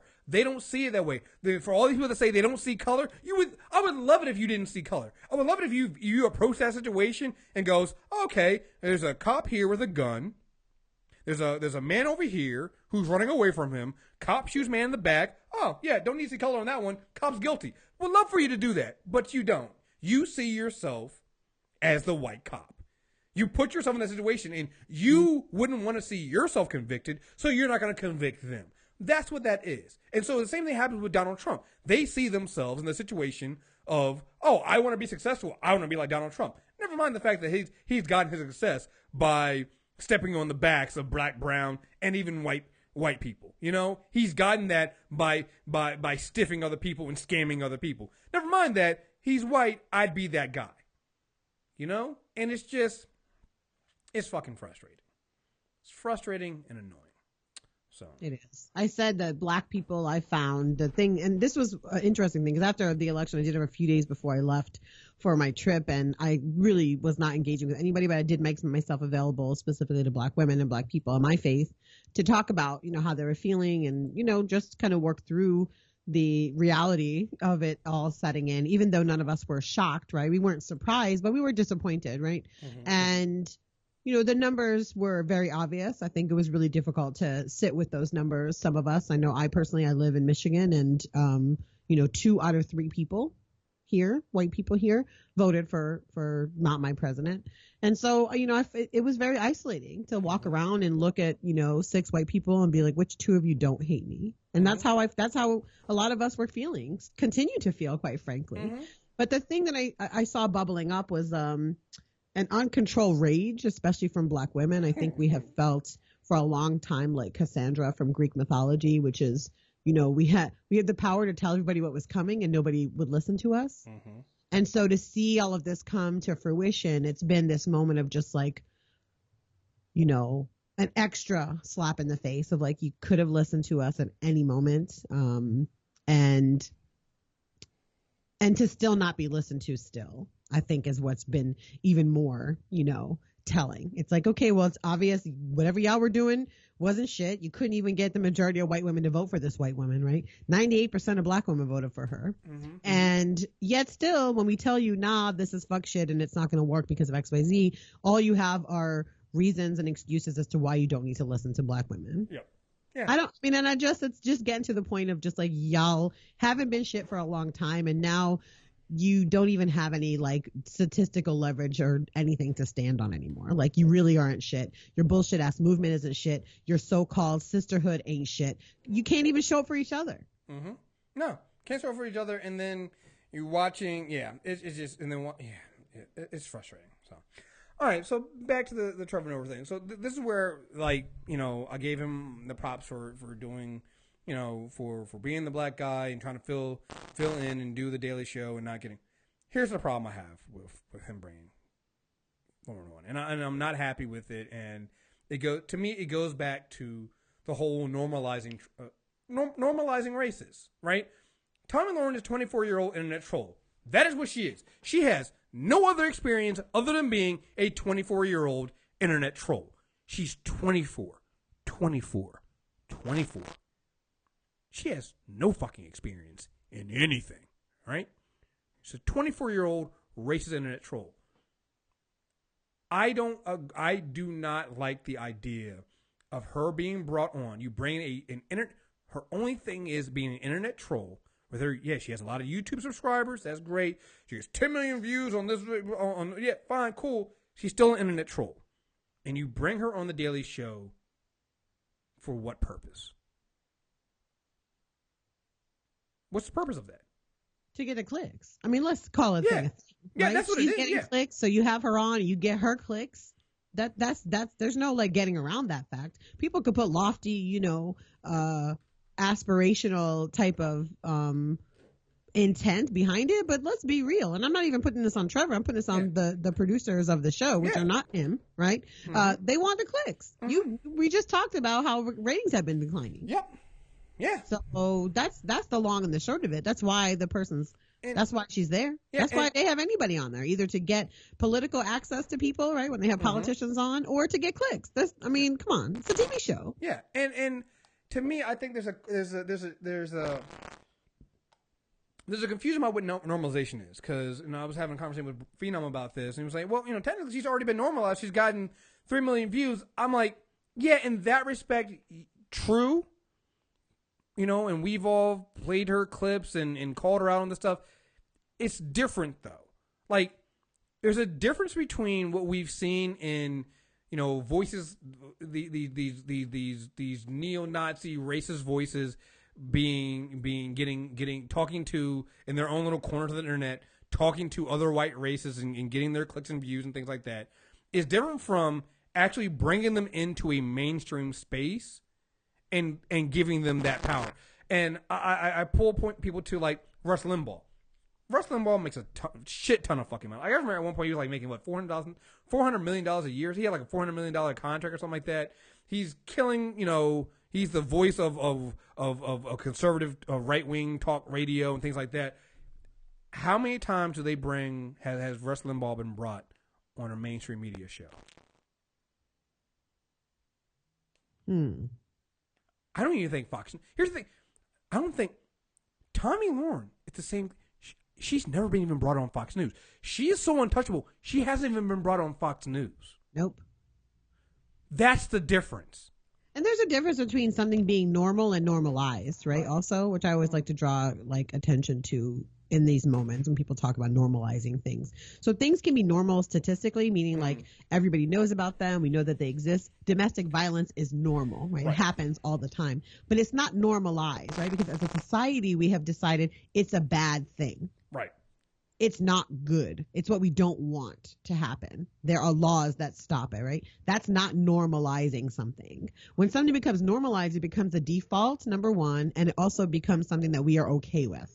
That's the difference between something being normal, statistically speaking, and normalized. And I think that it's important to have correct language in discussing, because there's a lot of nuance here to tease out in these particular moments. And also, I'll just call back to something I said earlier about the Dems, generally speaking, is that we are facing uncharted territory with this regime. We faced it with this entire election cycle, yet everybody's doing everything the same. And this idea that, well, the people before us did it, that's great, but our opposition, they're not doing the shit that the last people did. They're doing something different, and we need to do something different too. And so that's the other place that I like to go. Like, would Jon Stewart had this person on? Probably would have, and he would have been wrong too. Because we need to act differently in here. And so that's the other part of the nuance that I like to bring up, which is that I appreciate the fact that this isn't a moral conversation for me in terms of like, well, they shouldn't have done blah, blah, blah. It's not a moral question. It's a question of what are we doing collectively and individually to affect change? And if we know that what happened before didn't work, why are we continuing to do it again? Right. That's what my question always is. Like you've gotten to the point, like you said, the difference between normal and normalized. Like, we know it's normal for there to be racists in the White House. All right? But it's usually the undercover subtle racism that you're like, oh, okay, maybe you don't. Steve Bannon is literally a neo-Nazi, all right? And he's a chief White House strategist at this point. And I mean, we have a country that can't admit that a white supremacist who claims white supremacy is not a white supremacist. Right. So that's normal. That's normalizing it. It was like, well, like normalizing is when you have the Salon writing an article saying, well, calling Jeff Sessions a racist is ignoring the good things he did for black neighborhoods. Like, excuse me? Like, what? Like, that is the difference here. And like you said, at some point, you can't just go, well, it's what we did before. That doesn't work. Like, that's not okay. Like, you don't give her a platform. Because what happened immediately after the Daily Show interview, you immediately start seeing these articles. It's like the floodgates open. It's like, well, she was on the Daily Show. I guess it's okay to now finally do our piece on who Tomi Lahren is. She's going to now be on, she's not going to be on mainstream media now. She'll now be on Fox News. She'll now be on CNN. She'll now be on MSNBC.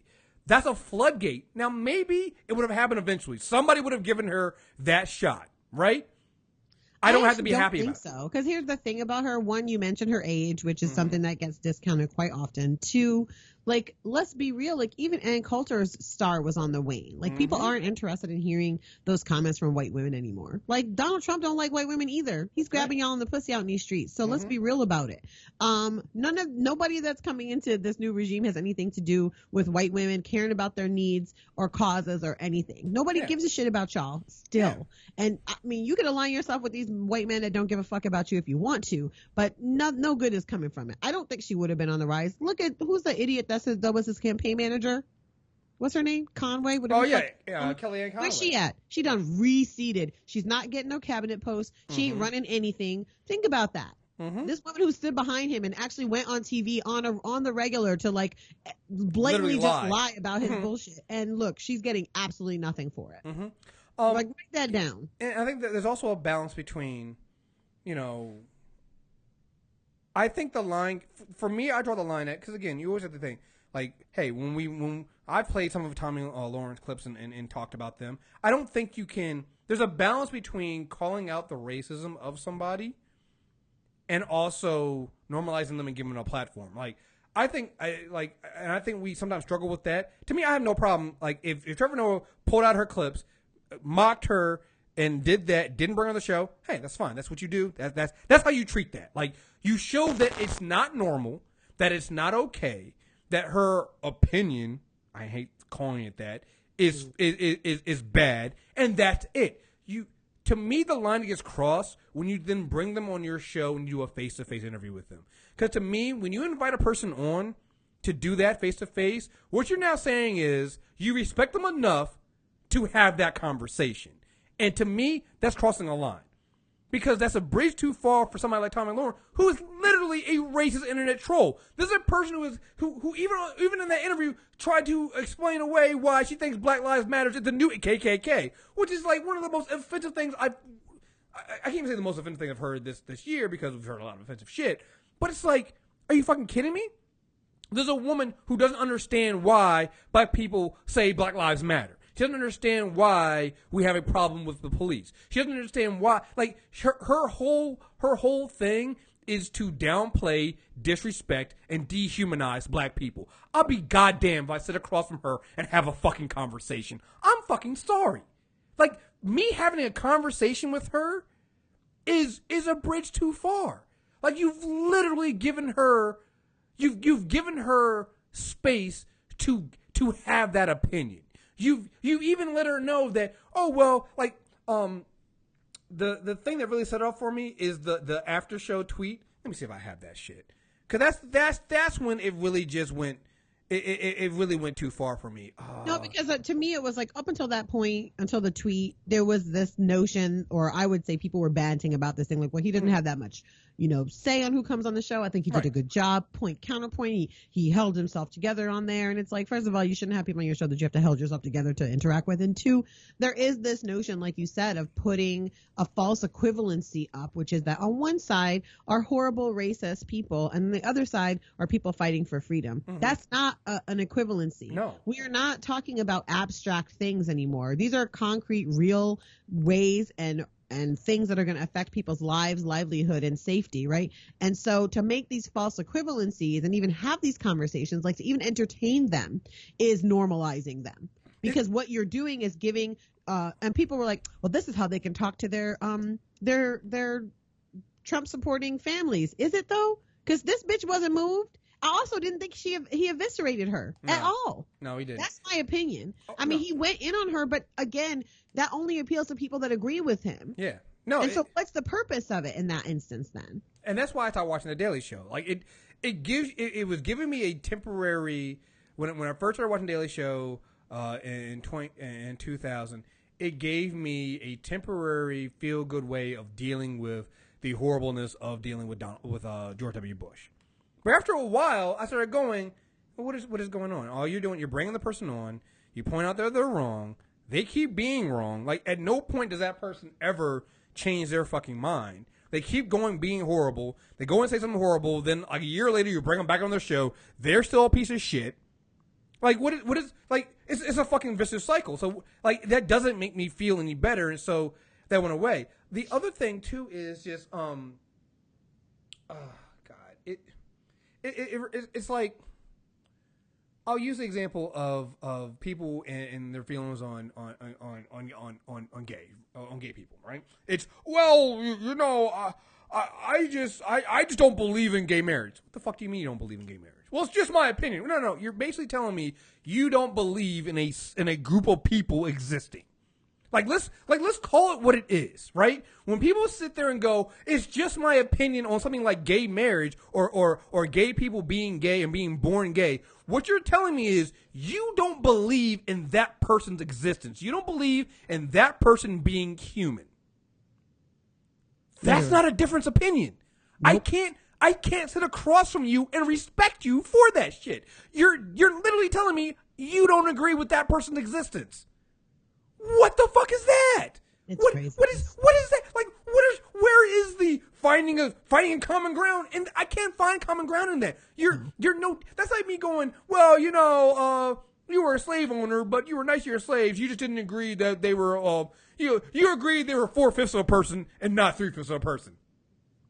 What the fuck? We're still not a whole fucking person.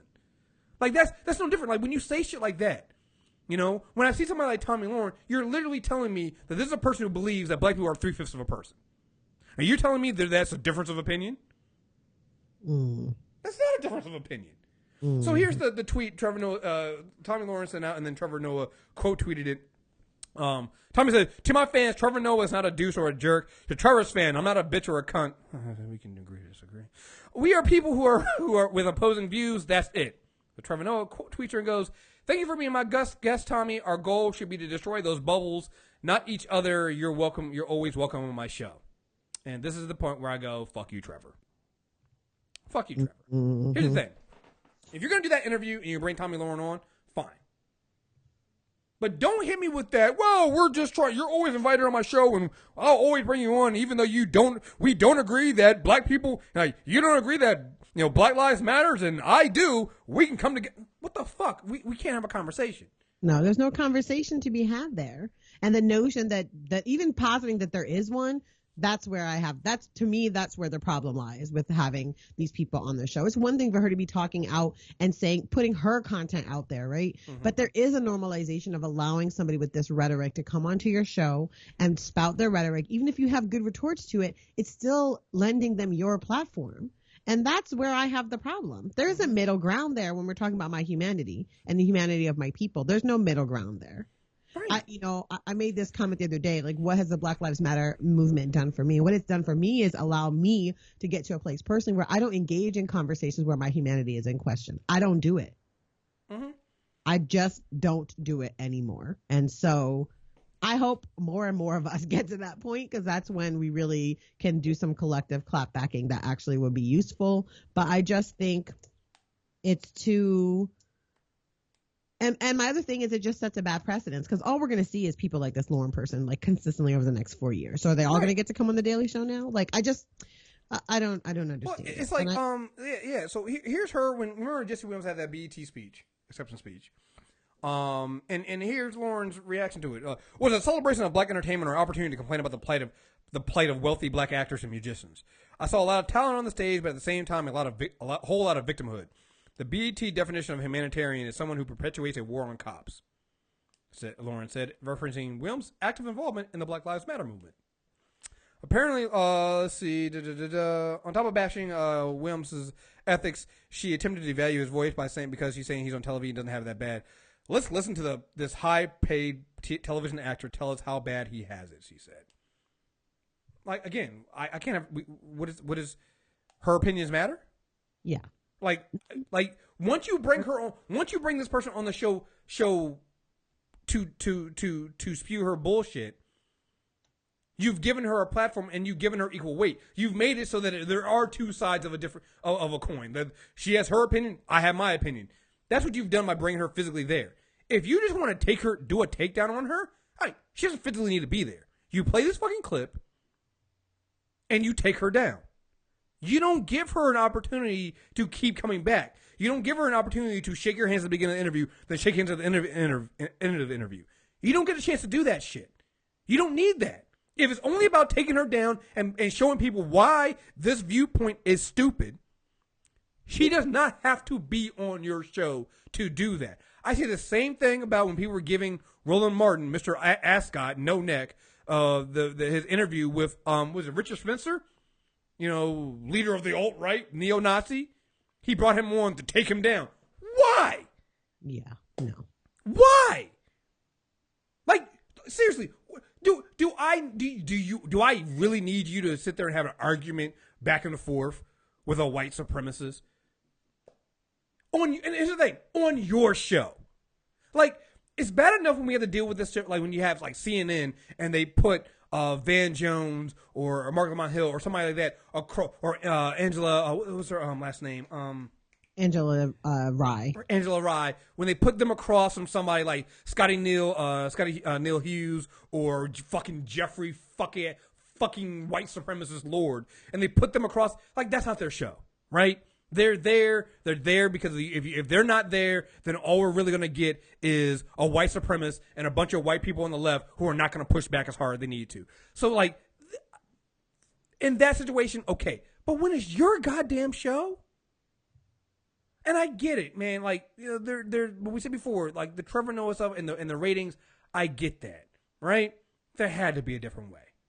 There had to be a better way. And if there's not, fuck it then. Maybe we don't need the Daily Show. If this is what you have to go to, come on. Like, I don't see the benefit of bringing on and normalizing somebody like this and allowing them a chance to have a conversation that violates the fundamental nature of your humanity. Which is what she does. Right? But it gets worse. So, in addition to the tweet, then there were images on TMZ about Trevor and Tomi Lahren out for drinks later on. Which again, goes back to my other problem I had with Jon Stewart.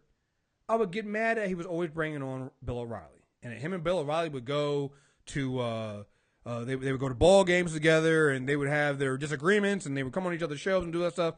But they still had kind of a respect for each other. Go fuck yourself. Like, as a black person, what am I, like, how can I have respect for somebody who doesn't have respect for me and mine? What am I supposed to be doing with that? You know? Like, this goes to the other point of there's this dynamic of black men giving space to racist, young, attractive white women.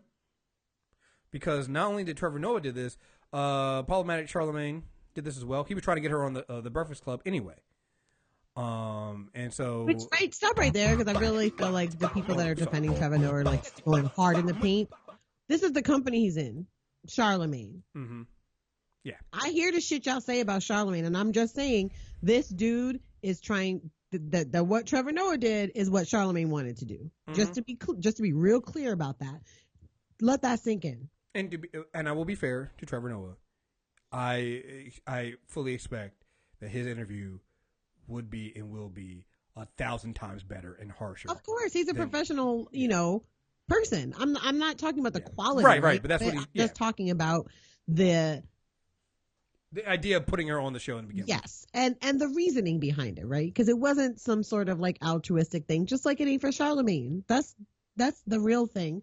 Is that if its motivation is steeped in simple clicks and exposure, then we get to critique the fuck out of it. Mm-hmm. That's my opinion on it. Mm-hmm. So here's Tomi with her new best black friend. This is interesting. How you doing? I know we got you last night. My man Charlemagne. What's up, man? No, how you guys doing, Tomi? What's up, bro? What's up, man? How was your dinner last night? Good. Sir Trevor, now today you're with Charlemagne. I know, look at that. See, look, I hang out with black people. I bet you're surprised, right? Black Lives Matter. No, these are in BPN. Everyone's been texting me now. BPN? Oh, Black Penises Matter. Black Penises Matter. You were on a mission. Did you find anything out about her I haven't history? even asked her. I don't know. But Black Penises Matter, too. Can you guys still be friends if you disagree on certain subjects? See us, we're walking down the street right now. Of course. Okay, all right. Absolutely. America has to learn to do that more. You have to learn to have discourse with people that you don't necessarily agree with, because I'm not going to learn about her world, she's not going to learn about mine if we don't have conversation. Have I mentioned how much I hate this motherfucker? He's the worst. Trash. What about a young white racist's world do you need to understand that you already don't understand as a black man? Other than she is an attractive young white woman. Is she? Well, if you say so. Well, I'm going off of what they say. Gotcha. Wouldn't be me, but I'm just saying, but this is the thing, right? Like, I have there's that dynamic of this that bothers me, that I'm seeing two black men now in a row hanging out with this woman who is unabashedly a racist. All right, there's no way around that. What are you doing? Again, we know what you're doing. Rhetorical question. I know it's about the clicks. It's about getting the attention. It's about doing that. But what are you doing? What are you doing? This is a woman who thinks Black Lives Matter is the new KKK. Like, at that point, how do you not go, interview over, done? Like, where's your common ground? Where do you find common ground with a person who thinks like that? You know? In hating black women. Let's be real. Yeah, well, that's where the common ground is. Hey. And I'm just speaking as a black woman out here in these streets and talking to my fellow black women. If you asking me where the common ground is between somebody like this Lauren chick and a Trevor Noah and a Charlamagne the God, that's where the common ground is. Shitting on black women. Let's call a thing, and I'm not afraid to say that. That's where the common ground is. I'm sure they had plenty to talk about on the subject. I can't really disagree with what you said there. Like I said, I think at some point, because again, the argument is that, hey, if you're not here, somebody would have given her the platform. She would have been normalized anyway, blah, blah, blah. But at some point, we got to cut the spigot off, right? At some point, we have to expect something different. That's the other thing, too. At some point, somebody's got to say no. At some point, somebody has to say, I'm not going to let this racist white person use me as a stepping stone into their career. Which, honestly, I'm sorry to say it, whether people can disagree with it or not, that is exactly what Tomi did with Trevor Noah. She just used a black man as a stepping stone into the next part of her career. That's what happened. That is what happened. And I am not happy about that. I am not thrilled about that. I am disgusted by that. I'm disgusted that this woman's even a thing now. TMZ wasn't following Tomi Lahren around before the day. Like, that's the thing too. People keep saying, well, we don't know. Like, we don't know how much this is. Was TMZ following her around before this? We now have TMZ spying on her with Trevor Noah. Then now TMZ now following her around with Charlamagne. Like, I don't think, like, yeah, she had 3 million views on YouTube. She wasn't generating attention from TMZ like this. She wasn't. There was an article in WUSA 9, which is the local channel 9 here in Washington D.C., which again, that's a big market. Who ran a piece on her about get to know Tomi Lahren, the right wing commentator now taking the world by storm. Like, come on, folks. Like, that's not good. That's not good. And yes, it matters because last week I played a clip of it was the Brooke Baldwin clip, and I can't remember who the name of the black guy who was in the Trump supporter black guy in there, but he even said it. He was like, he got contacted by the Trump campaign because they saw him defending Donald Trump on TV. Mm-hmm. And so Steve Bannon saw him and told the people, we need to get that guy into our stuff. This is how people get normalized. This is how people get their access. They go in, oh, yeah, she held her own against Trevor Noah. Yeah, from my point of view, yeah, no, she really didn't. She looked like a fucking fool. But from her fans, from people like Donald Trump, from people that believe like she does, she held her own. No, wow, not only did she hold her own on The Daily Show, she held her own against a black guy. Now she got another black guy talking about something. Oh, we got to understand each other. Oh, yep, we need her. We need her in the group. She can do this. She can hold her own. It's not just some people pouring out her stupidness without her being able to respond. She was able to be cool under fire, if you will. Go into the den of the lion and survive. I'm sorry. This is not a good idea, guys. Like Leslie said, we got to do something different. Mm-hmm. It's got to be. You got to be. Some point you can't keep doing the same thing over and over again. This has to be something different. Bringing those people on, it makes you feel temporarily good until you realize that person's going to get a come up. When she gets a $20 million contract, what's going to happen then? Exactly. Then you were never getting rid of her. She'll be the new Ann Coulter, you know, which I am not looking forward to. All right, Ann Coulter, who's literally gone from, she's gotten progressively worse. I never thought I would say this. She's literally gone to defending Nazis, like literally Nazis. You know, like at some point you got to say no.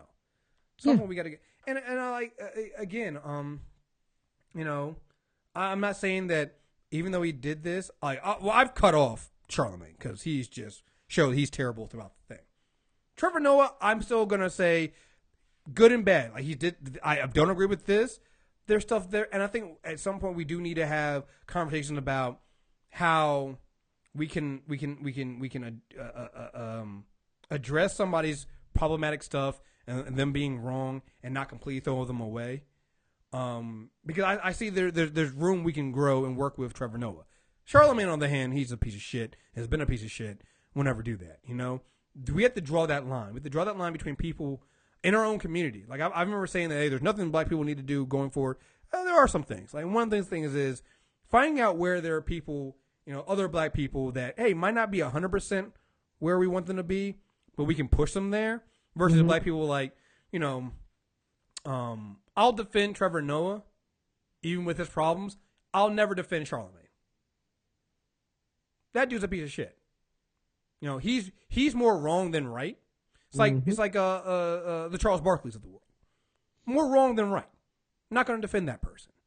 I remember when Melissa Harris Perry was on the shows, and listen, I know I was not very. The Rachel Dolezal thing was stupid. You know, stupid. But that show was so needed at the time. She was the only person on MSNBC at the time that was bringing on young black activists, young black voices, and giving them a voice on a cable news network. Listen, let's call a thing a thing. I've been talking about this for a while about MSNBC's culpability in this election, right? I know people, don't blame the media, whatever, but let's talk about the dismantling of marginalized voices on their platform leading up to this election and what that meant in terms of what was being covered, what people were hearing, specifically what white liberals were hearing and what they weren't hearing. And that there's a huge culpability there. And, I'm not a conspiracy theorist. However, it's suspect as fuck. Just saying. Just saying. Yeah. Listen, she had the one slip up there, but those hours on TV were the only places I was hearing other black voices on that network that weren't Al Sharpton or the same gaggle of old black voices that honestly are playing catch up, right? I will say I'm happy that the replacement was Joanne Reed, who has pretty much kept up the same thing. Like, again, the only place you can go to hear young black voices and black activists and the black viewpoint on this election and things like that is Joanne Reed. Like, right. Yeah, and this is no shade to Joanne Reed, but there was an entire culture around Nerdland. Right.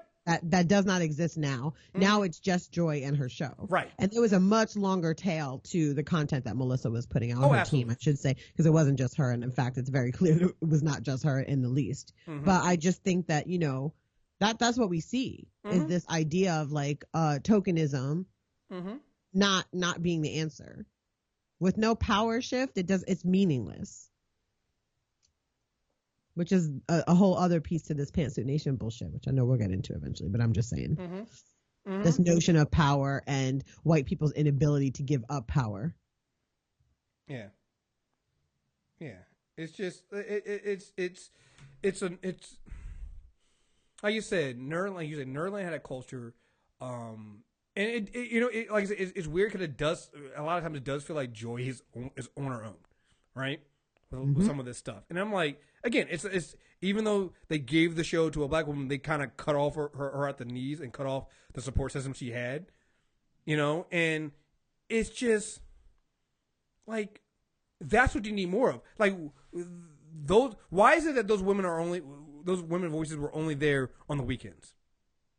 Where were those voices during Morning Joe in the morning? Mm-hmm. Right? Where were those voices during why does Chris Matthews still have a fucking show?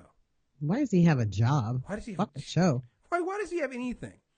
Like I don't like these are you have this long list of white people that have shows all throughout the week, and then the black people get their stuff and their time to shine, and they just fit it in those, I guess, 4 hours over the weekend, the 2 hours on Saturday and the 2 hours on Sunday. Mm-hmm. Like, that's fucking ridiculous. It's fucking ridiculous. And they've kind of shoved them to the back of the bus, if you will, and that's where the voices are. I mean, it's like it's fucking annoying. You brought it up. I don't have it in my notes. You want to talk about this pants because you know more about it. Because I saw it, I thought it was ridiculous, and I just said I'm not dealing with it. The Pantsuit Nation shit, yo. Well, before the election, a week before the election, this secret group got started called Pantsuit Nation. I got added to it the day that it got started. Somebody added to me, probably somebody I went to high school with. Shout out to all of you white women I went to high school with. What's up? And I went into it, a friend that is an actual real life friend invited me. Usually I'll at least take a gander. And I went in there, and it was initially conceived as like a place for mostly white women to share their Hillary support stories, right? Secretly. In secret. Now, the irony of that your support of a political candidate needed to be in secret is telling as fuck. And it also undermines your entire incredulous shock at the outcome of this, because clearly you knew most of the people circles you run in were not cool with this woman or your choice of vote. So what made you think they weren't going to vote for the other person? Logically, if you were scared enough to not want to be public about your support on social media, you knew most of the people that looked like you were not voting for this woman. So you're, oh my God, I can't believe 58% of white women voted for her when you wouldn't even share this shit on your own actual Facebook page. I don't even know what to say about that, but I digress. They made this group. Obviously, the outcome of and the original posts in the group were all like, yay, white women, yay, glass ceiling, yay, we can't wait. I voted, I'm going to vote. I took my daughter to vote, blah, blah, blah, blah, blibbity, blah, blah, feminist bullshit. And, obviously, none of them got to celebrate post-election. And so after the election, I was gone again, as I mentioned. But by the time I got back to the United States after my vacation, it had morphed into this, for lack of a better term, a container for white tears, a place for people to say, I'm not one of the bad white people, and to write these drippy stories about, I guess, their lives post-election. I guess. I don't know. I'm still a little hazy on the purpose of it. So, their focus is now on storytelling. I'll put that in quotes because that's what they want to do. Storytelling, action through storytelling, which I don't even know. That sounds like the most gobbledygook of bullshit if I've ever heard any, but that's their platform now. They have 3 million people that are members of this shit. They immediately, as soon as the election was over, went into full hierarchical systems of governance that completely decrease the voices of marginalized people by nature. No questions about this. No pushback. No nothing. We're going to have admins. They're going to be in the top tier, then moderators, then regular ass people. We're going to have chapters. They're going to do the same exact thing. No discussion about a different way of being. No discussion about how they were going to bring more people to the conversation and to the table. Nope. Nothing about that. Just a bunch of white women running everything, and they're fine with that. So it's cool. So I have been seeing a lot of Black women either blocked from these groups or being, called things like divisive or angry or mean when they push back on notions that completely silence the experiences of women of color. And so I went in after we launched, actually just before we launched Safety Pin Box, we had the website up, and I wrote a storytelling to action, right, Chris? That's what they said they're about. I wrote the story of Safety Pin Box, of Marissa and I being online friends that the first time we met in real life gave birth to this amazing product and company, and are looking to use it to give back to Black women who have inspired us and beyond, and to help white people in this post-election haze get to work. I posted that story. It wasn't approved. Marissa posted it. It wasn't approved. I know at least 20 other people, white, Black, Latinx, all sorts of people that are in these groups that posted them. None of them were approved. So I pushed back on Twitter. I just tagged them like, what the hell's going on here? Why won't you guys approve this? And the response was, well, we don't post projects. We only post story narratives. And I said, well, whose stories? I told you a story. The end of the story is this product and this company and this project. Why would my story not be equivalent? Now, I've been in this group. I've seen them. They posted, that Pensie's spice company that did the whole like, oh, if you're a racist, we don't want you as a customer type thing. Pretty dope. I love them and their products. No shade. That was in there. So clearly they're not there's no ban on posting a business link in there. That's a business, right? Well, see, your problem. See, let me stop you right here. Right. Okay. Let me go ahead and explain to you your problem. Yeah. Your problem was you're a Black woman. Yeah. That's the first problem. That was your first problem right there. Yeah. So that's first problem. Second problem is you were actually asking for white women to take action. Yeah. As a Black woman. Mm-hmm. So if you solve those two things, I think that would have solved your problem right there. So just my opinion, my 2 cents, my little mansplaining there. Just want to throw that out there. That I think that's what your problem was. You were a Black woman and you actually asked white women to do something. So, mm-hmm. Yeah, pretty much. And so, a bunch of other women were just like bringing this to their attention too. A lot of them were getting blocked. They were getting pushed out of the groups or whatever. So today I find out that they have decided, when I say they, the white women that are in charge of the large national, I guess, group, as I said, they went into immediate hierarchical systems, decided to, well, I'll read their letter. It says, Dear members, today we received a document from the founder of Pantsuit Nation, Libby Chamberlain. In that document, she outlines the plans for how Pantsuit Nation envisions moving forward. They have chosen to register as a 501c3 organization, which will mean that, quote, no group using the name Pantsuit Nation can engage or attempt to influence legislation as a substantial part of its activities or participate in any campaign activity for or against political candidates. Furthermore, no group using Pantsuit Nation may engage in fundraising at this point. End quote. What? What is that? Huh? What? So the groups, the individual chapter groups and any other action groups that have formed, there was one that was formed that was for Black outreach, specifically a bunch of Black women running to like get more Black people into leadership positions and things like that.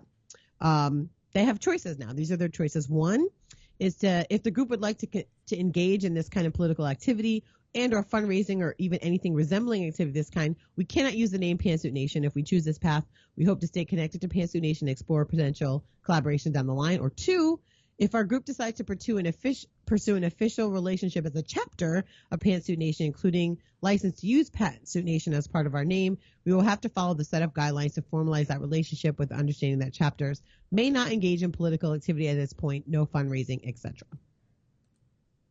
So a group that literally came together to voice silent support for a political candidate has decided now that they actually have numbers to do some good work, that they don't want to be political anymore. So I have some questions about this conceptually and in practice, like specifically, what the fuck is your point? If you started out as a political group and now your entire decision-making process has decided that you don't want to be political anymore, what the fuck is the point of you? And subsequently, they blocked me for asking that exact question. Yeah, I saw your tweet. I was looking on Twitter. I saw your tweet where you retweeted the fact that they actually blocked you on Twitter. And I was just like, you gonna block me for asking these questions? Y'all really ain't shit, for real. Mm-hmm. I really. I don't know what to say about it. It's a bunch of bullshit is what it is. Tone deaf bullshit. And really what it is, it's a haven for racist white women who, in reality, they are against patriarchy, but very, very fine with white supremacy. Mm-hmm. I've been seeing a lot of black women I follow on Facebook who have been added, who were secretly added to that group. Not like it's been a mix of you guys making fun of them and just anger at them being morons. So yeah, it's don't do that. Don't do that. They're useless. I mean, I'm sure you can buy a pair of $63 Pantsuit Nation leggings, though, if you want. They're selling that stuff. Can I say, this goes back to the safety pin box thing. The final straw for me, well, there were a lot of, the final straw was, the real final straw for me, though, was that article that had the different ways, the styles you wear your safety pin. And it had, like, the Michael Jackson jacket with the goddamn safety pins on it. And I was like, oh, this is a parody, right? And I thought it was, and then I looked at it and was like, wait, no, this is not a parody. They're actually fucking serious. And, God, like, what? Because at first I was like, I didn't really take the red jacket with the safety, with the, like, the Michael Jackson jacket with the fucking, I was just like, why they use that image? Then I look closer at the image. I'm like, are those fucking safety? God damn it, they're fucking safety pins. That they are. Like it's not just wear one safety pin. It now becomes a competition to see, and a classism within the safety pins, how many safety pins you can afford and where you can put them on. Like, well, I got a jacket full of safety pins. I am way better than a person who has one safety pin. This is why the safety pin box is necessary. All right.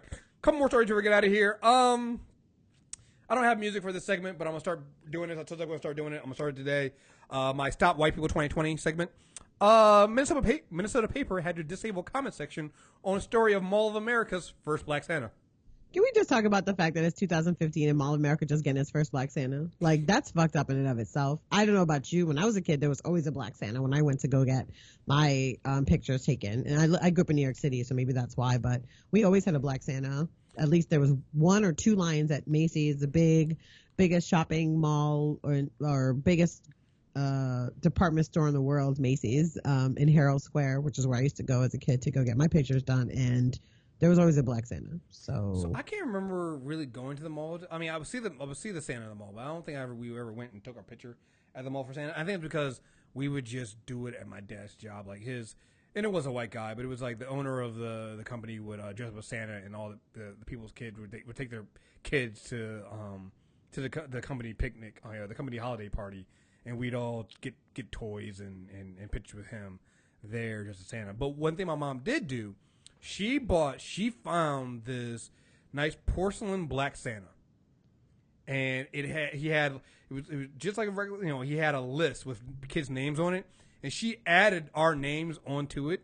She nicely added them onto the list and stuff like that. So we had this like porcelain Black Santa. So there was always, a Black Santa there right beside our stockings and everything like that. So it's like, like you said, it's you got to be taken aback that it's 2016 and it's your first Black Santa. Like, what? Like, what? It's crazy. But, we're all equal and there's no such thing as white supremacy. No further explanation was given, but the Star Tribune reporter Liz Sawyer, who wrote the piece, told Daily Dot, we routinely turn off comments on the articles involving racial issues as we do with public safety stories. Sawyer's story profiles Larry Jefferson, a retired U.S. Army veteran from Irving, Texas, who became the first Black Santa hired by the Mall of America in the mall's 24-year history. The Santa School graduate, they actually have a school for this. I didn't know they had a school for Santas. The Santa School graduate was found at a Santa convention in Branson, Missouri during a nationwide search. He has suited up for Santa for 17 years, and he's working at the mall this weekend through Sunday. The Star Tribune reports that he's fully booked Saturday and Sunday with limited openings for today and a wait list too. That's good. That's a positive. This was a long time coming. Landon Luther, co-owner of the Santa Experience, was his run the intimate photo studio in the mall for 10 years. We want Santa to be for everyone. Period. Yeah, that That's good. Like, first of all, he's an Army veteran, and I didn't know I got to be honest, I didn't know there was a school for Santas. Like that is the more. I am not shocked that I turned the comments off. I am shocked there's a school for Santas.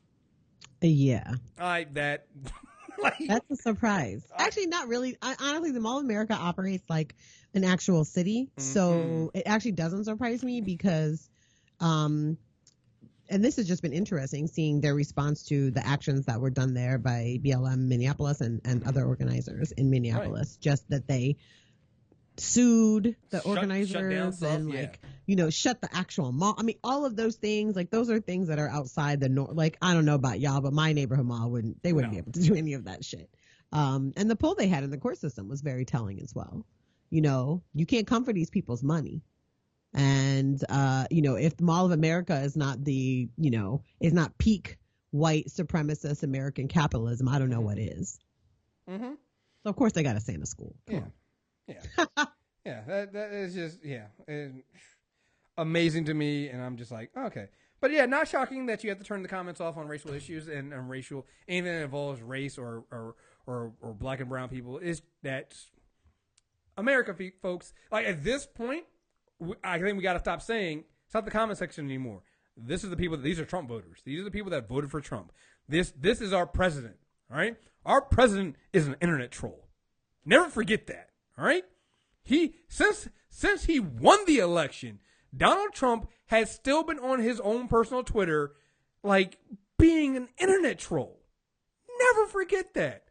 He is literally the person that the Star Tribune had to turn comments off for. All right, he's that guy.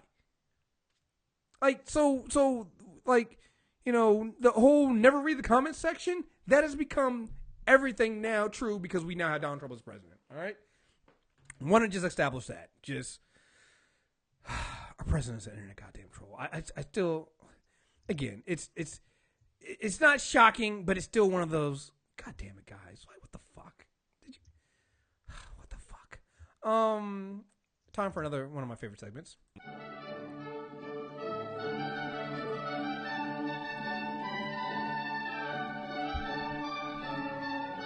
This week's great moment in white privilege. We got this one early this week. I don't want to say I've pretty much avoided watching cable news since the election. I've done a pretty good job. Like, I think I might have watched a total of maybe 10 minutes of cable news since the election. Very proud of myself. One of the things I used to do, and I couldn't do anymore. Morning Joe is a fucking terrible goddamn show. All right? It is, like, I would watch Morning Joe. People don't understand why I would watch him. I would watch Morning Joe just to remind myself how ingrained white supremacy is and how you can literally watch white people engage in white privilege and not understand white privilege. Like, it is the perfect show for that. If you ever want to see white people be brain dead on white supremacy and white privilege, watch a good 10 minutes of Morning Joe. All right, nothing. And I haven't been watching it, but I saw this come across the timeline. Nothing sums that up. And this clip I'm about to play from Morning Joe, and it's basically Joe Scarborough saying it's irrational for people of color to feel threatened by Trump, and he's saying this to a person of color.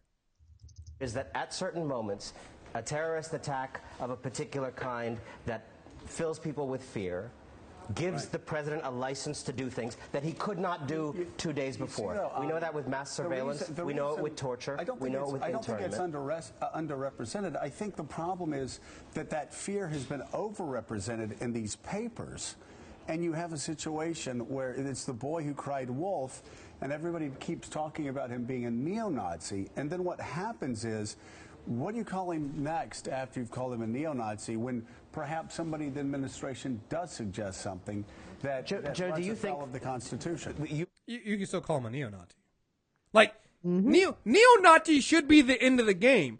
If he does something worse than that, I mean, it's still neo-Nazi, right? Like, I don't understand what Joe's saying here. Like, We can't call him terrible, and we can't say that he's brought neo-Nazis into the White House because he has brought neo-Nazis in the White House. We can't say he's done that because they might do neo-Nazi shit. Excuse me? What? Read history, and you know very well, there have been moments like this where there have been disagreements about the appropriate level of alarmism. FDR in terms. No, I'm talking about other countries that went in worse directions. But I'm talking about our country. But the part of the problem is if we only talk about our country, we're not actually being fully vigilant. Actually, we are being fully vigilant because, as the editor of The Economist said, our country actually is different. And by the way, there's a reason why dictators have not been able to do in our country over the past 240 years what they've been able to do in other countries. Because white people agree with what the people in this country and run this country say. Like, is he fucking serious right now? Is he fucking serious? Like you brought up FDR and the internment of Japanese Americans. The reason why you need a dictator to do that is because white Americans are going, oh no, you did the right thing there. Like, that's why you don't need a dictator in the United States, because white people agree with the horrible shit going on. White people literally voted for Donald Trump. You don't need a dictator. You're gonna get what you wanted. That's because James Madison put together a constitution along with Alexander Hamilton that created a system of checks and balances. They were able, okay. That, by the way, that will... And I've said this to Donald Trump before when he was attacking Paul Ryan. I said it on the air. Paul Ryan, he can shut you down. But will he? But will he? No. Like, okay, you keep bringing the Constitution, but you do realize that same Constitution was written and didn't give black people equal rights. We don't know shit about the Constitution. I'm so sick of people trying to pretend like this dude knows anything about anything. He has no idea how to run a country, much less a company. And he has no idea about this Constitution at all, except for what he's read online, as he'll tell you. I read it online. Stop you from passing. Under that system of checks and balances, we were able to do torture. We were able to do mass surveillance. We were able to do internment. We were able to do segregation. We were able to do slavery. So all I'm suggesting to you is that within our tradition of things that have been judged legal, I'm not saying, let's just say I'm ruling out things more worrisome than those things. But we can agree those things at different points in our history have been considered legal and constitutional. Internment, et cetera, yes. So, So what is your trying to say here? It's like, that should be the end of the argument, right? It was legal to keep black people as slaves.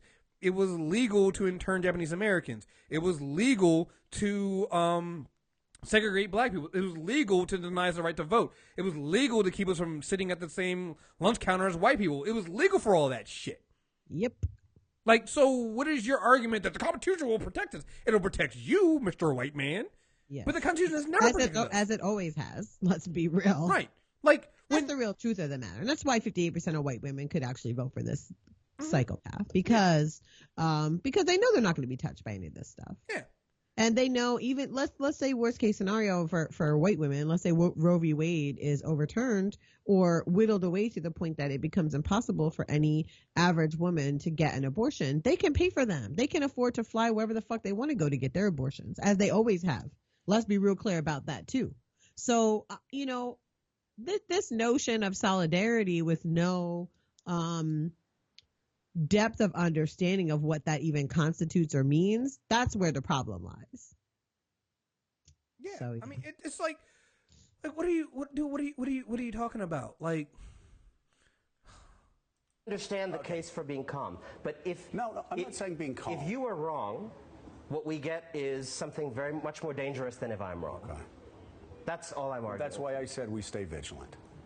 Vigilant about what? Have confidence in the Supreme Court of the United States and Congress and the system of checks and balances in our Constitution, that I do think that we don't need to jump out of they keep yelling at us to cut this off. We don't need to jump out of windows with our hair on fire. Although how Anand may feel is that's easy for us to say. I mean, your family, Thanksgiving, talking fear about... is not evenly distributed right now. That's fair. Fear is also contagious. Yeah, fear is contagious. And we have nothing to fear but fear itself. This is why Morning Joe doesn't bring on other black people of color, right? You have a table full of white people telling a person of color that his fear is irrational, and only until the very, very end did the white woman go, well, you know, maybe it's different for him. Bitch, don't you realize that you're in the same boat as him? No, they don't get that at all. And it's funny, too, because I actually saw that the other day. One white, I think it was like a white minister actually on Facebook that I'm friends with or whatever, had posted like, what's your biggest fear right now, right? Mm-hmm. Some sort of like, you know, let's talk about our fears. And all these white people are like, well, I'm afraid about legislation for this, and I'm afraid about societally going backwards. And every person of color was like, I'm afraid for the actual breath and living security, physical security of myself and my loved ones. So we're talking about two different realities here. And this is why, like, when people decide not to listen to people of color in moments like this, it's just like, y'all really ain't shit. Right. You risk nothing. We are risking everything. Trying to get free, trying to stay alive, trying to get things for us and for people like us. And you can't even put your own mealy-mouthed critiques aside to just shut the fuck up and listen. You can't even do that. Again, we ask you to do bare minimum and you pick a safety pin just below that. Like, fuck off. The motherfucker had the nerve to hit him with, we only have fear. The only thing we have to fear is fear itself. No, motherfucker. I have to fear Jeff Sessions as fucking AG. That's what I have to fucking fear. I have to fear Donald Trump saying, I believe in a nationwide stop and frisk. I have to fear, you know, this man really going on and saying we're going to ban Muslims entering the country. I have a real fear of him targeting Latino workers. Like, I have a real fear of that. I have a fear of this president turning a blind eye to police brutality because he wants to support the cops and we law and order. That's what I have a fear of. You like. And this has been my problem with Morning Joe and them. They only look at this stuff through the eyes of other white people, right? Mm-hmm. Like when they talk about liberals, it's white liberals. It's not people of color. They don't address the fact that 94% of black women voted for Hillary Clinton. They don't ask, oh wait, why did 94% of black women vote for Hillary Clinton? Could it be something that they actually fear? Is there a reason why no Republican got the endorsement of any of the mothers of slain black or daughters or family members of slain black men and women who were slain by cops? Is there a reason for that? What, you said that we have nothing to fear but fear itself. Joe Scarborough, you're in the GOP. You are a Republican. Do you want to answer for why the Republican Party is so hell bent on voter ID laws and voter suppression of black communities? Like, what is that? Like, that's the question I want somebody to ask Joe Scarborough, who talks about how, oh, we have nothing to fear. You guys are. Your party has no shame in voter suppression and suppressing the vote of African Americans. You're talking about the Constitution. You're talking about the Constitution. You're talking about how, oh, well, the Constitution will protect us. No, it won't. We had to get an amendment to the Constitution to get the right to vote. People don't talk about that. People don't talk about the fact that, you know, there are amendments that we made to the Constitution because it wasn't adequate enough to cover our rights. The Constitution is a living, breathing document. It keeps changing. Why? Because the people who made it didn't give a shit about certain people. They didn't give a shit about women. They didn't give a shit about people of color. They didn't give a shit about anybody who wasn't a white man. So when you sit here and you sit there and go, well, the Constitution and James Madison and them, they put a system in place to protect white men. And we have spent hundreds of years since then trying to fix that problem because only white men were in charge and had the say in doing this. You all have shut out women. You have shut out people of color. And we're trying to combat that, and every time we do that, you guys act up and throw a hissy fit. Also, I think it's a little scary that a month before he even takes over the presidency. We're already talking about the need for a Supreme Court. Well, that's scary to you. That's called the First Amendment. You want the First Amendment to suit you the way you want to suit it. I guarantee you, Anand, there are 50% of Americans at least who believe that somebody that burns the American flag should be. And the whole point of the First Amendment hold on a second. is to restrain what a majority can do. Okay, but the First Amendment also has its limits. I support the ability of people to be able to burn the American flag if they want to. But people have the right in this country to debate it, and it does not mean that the Third Reich is going to march down our streets. I didn't say Third Reich. Because somebody tweeted it. We don't, okay. I don't worry about flag burning. You have the final say, and we've got to go because they're screaming in my ear. Go.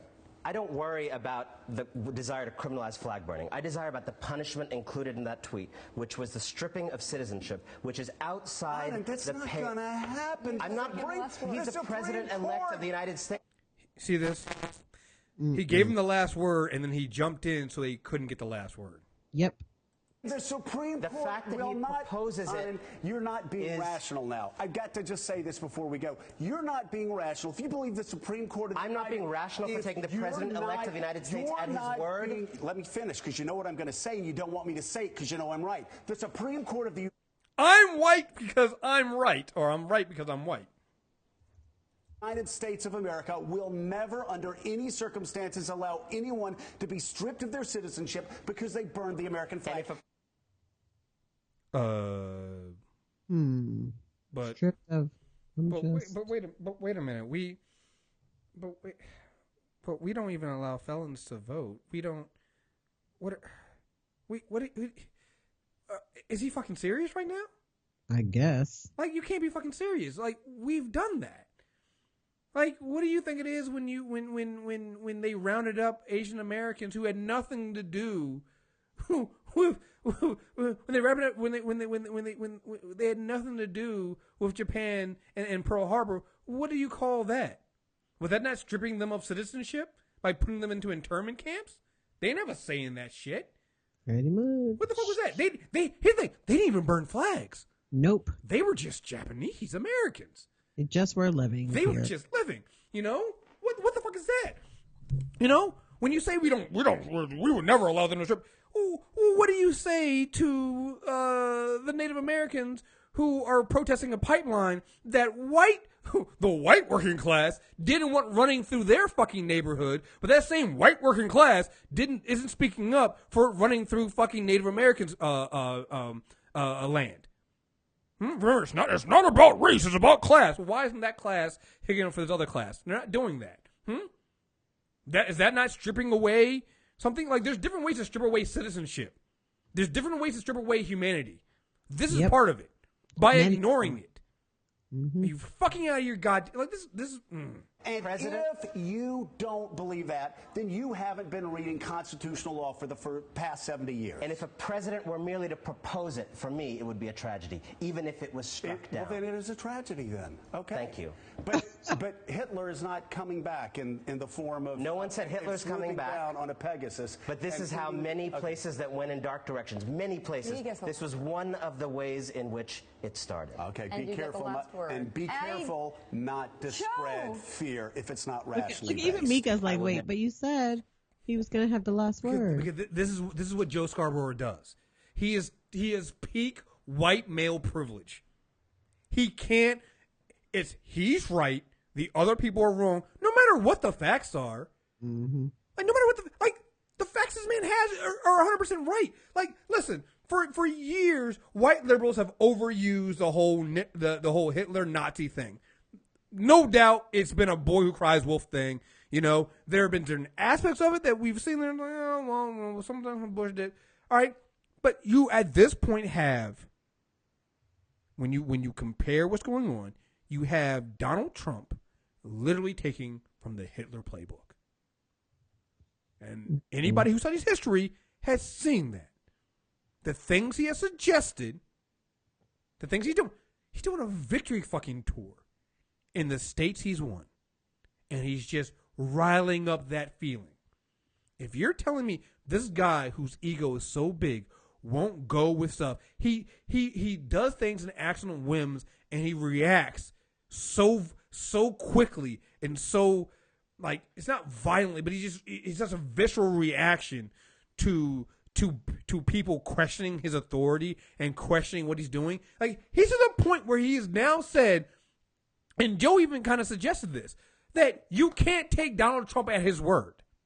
Donald Trump will say something, I'm going to do this. People go, oh, well, you can't. So the problem with the media is you took him literally. Well, yes, he's going to be the president now. If you say that, you can crash markets. Yep. You can start war. Like, the thing that happened now with Taiwan and fucking China, dude, you can't fucking do that shit. Yeah, I mean, all the shit he's been doing, you can't do. Like, he doesn't even have any, like, understanding of correct diplomacy. He's like, oh, these people will take my calls now? Get him on the phone. Mm-hmm. And for Joe to sit here and go, your fear as a person of color is irrational because you're taking the president-elect at his word. And then this idea that the Supreme Court will do right. Are you serious? This is a president, again, who gets to nominate Supreme Court justices, and he's already said he wants justices in the same vein as Antonin Scalia, who was a racist. So if you get 3 more judges in there who are racist, yes, you could do this. We've seen these court decisions before. You've already seen, GOP strip away and find different ways around the Constitution to limit and suppress the black vote. Yep. What do you think that is? Deliberately so, to engineer this election. Let's be real about what happened. They admit it. They admit it. And when less of us vote, they win. That's the point. It's been the point. And they admit it. And then to hear Joe Scarborough talk about this stuff, and again, it's not just Joe, because he speaks for so many white people that's the other reason why sometimes you got to listen to this guy. This is what he's saying, all right? This is the same thing. He's one of those white people that thinks it's not racist unless he's saying nigger. He doesn't understand Jim Crow laws. He doesn't understand the fact that, well, we legally freed the slaves. All right, you do realize after the slaves... Huh? I think he knows. This is the thing, though, and we've reached the point in my personal opinion that, like, these white folks don't get to feign ignorance any longer. You're right. We've been telling them too long. The evidence is too clear. They lost this fucking election. Like, literally, they have no other, like, cards to play. They all gone now. And so from my perspective, it's like, nah, the ignorance card is gone too. They don't get to be ignorant anymore, where they watch this man spew puerile, racist, sexist, Islamophobic, anti-black, anti-LGBTQ rhetoric for a year and a half, get voted into highest office in the land, and then feign like, well, that's not the problem. Nah. Nope. Like, are you fucking serious, man? Like you think that racism just went away? Post-racial, like, they voted for President Barack Obama. They can't be like, it's just, and just seeing his reaction to this, it's peak white male privilege. Do that. That's why all these fears expressed today are rational. It's always wonderful to see you. It is. This is great. Isn't this what TV's about? It is. Actually, it's not. It's about dumb videos. What's that? I'm afraid to answer. Okay. See, fear is contagious. Anand, thank you. So I just want to say, when Joe Scarborough was literally white-splaining to a person of color, so a white woman who eventually spoke up and kind of was just weakly, there were also 2 white men on there who didn't say a goddamn thing. That is a problem with white America right now. There are 2 white men. And here's the thing. I'll say, Barnacle is usually, he's more than 50-50. He's usually, he sucks. Willie Geist is fucking terrible. Barnacle will sometimes speak up, but it's like, they didn't speak up because they know Joe Scarborough is the big dog, and he has a power of never bringing them back on the show. So they just sat there and let him, he's wrong as fuck. And that's why you don't see the people that you see, Joy-Ann Reid, and you saw Melissa Harris Perry bring on the show. That's why they're not on Morning Joe. It's not even that they turn it down. Joe Scarborough ain't bringing them on. He ain't bringing him on. He ain't trying to talk to nobody that actually is smarter than him. No, this is a man. Why he picked Mika as his co-host? Come on. Now. Yeah, so we can talk. Yeah, so we can talk down. Yeah, there's a reason. I'll never forget when he was trying to blame Tamir Rice's murder. Like, oh well, no, you guys can't pick this. How could the cop know that it was a toy gun? It's like this is his life.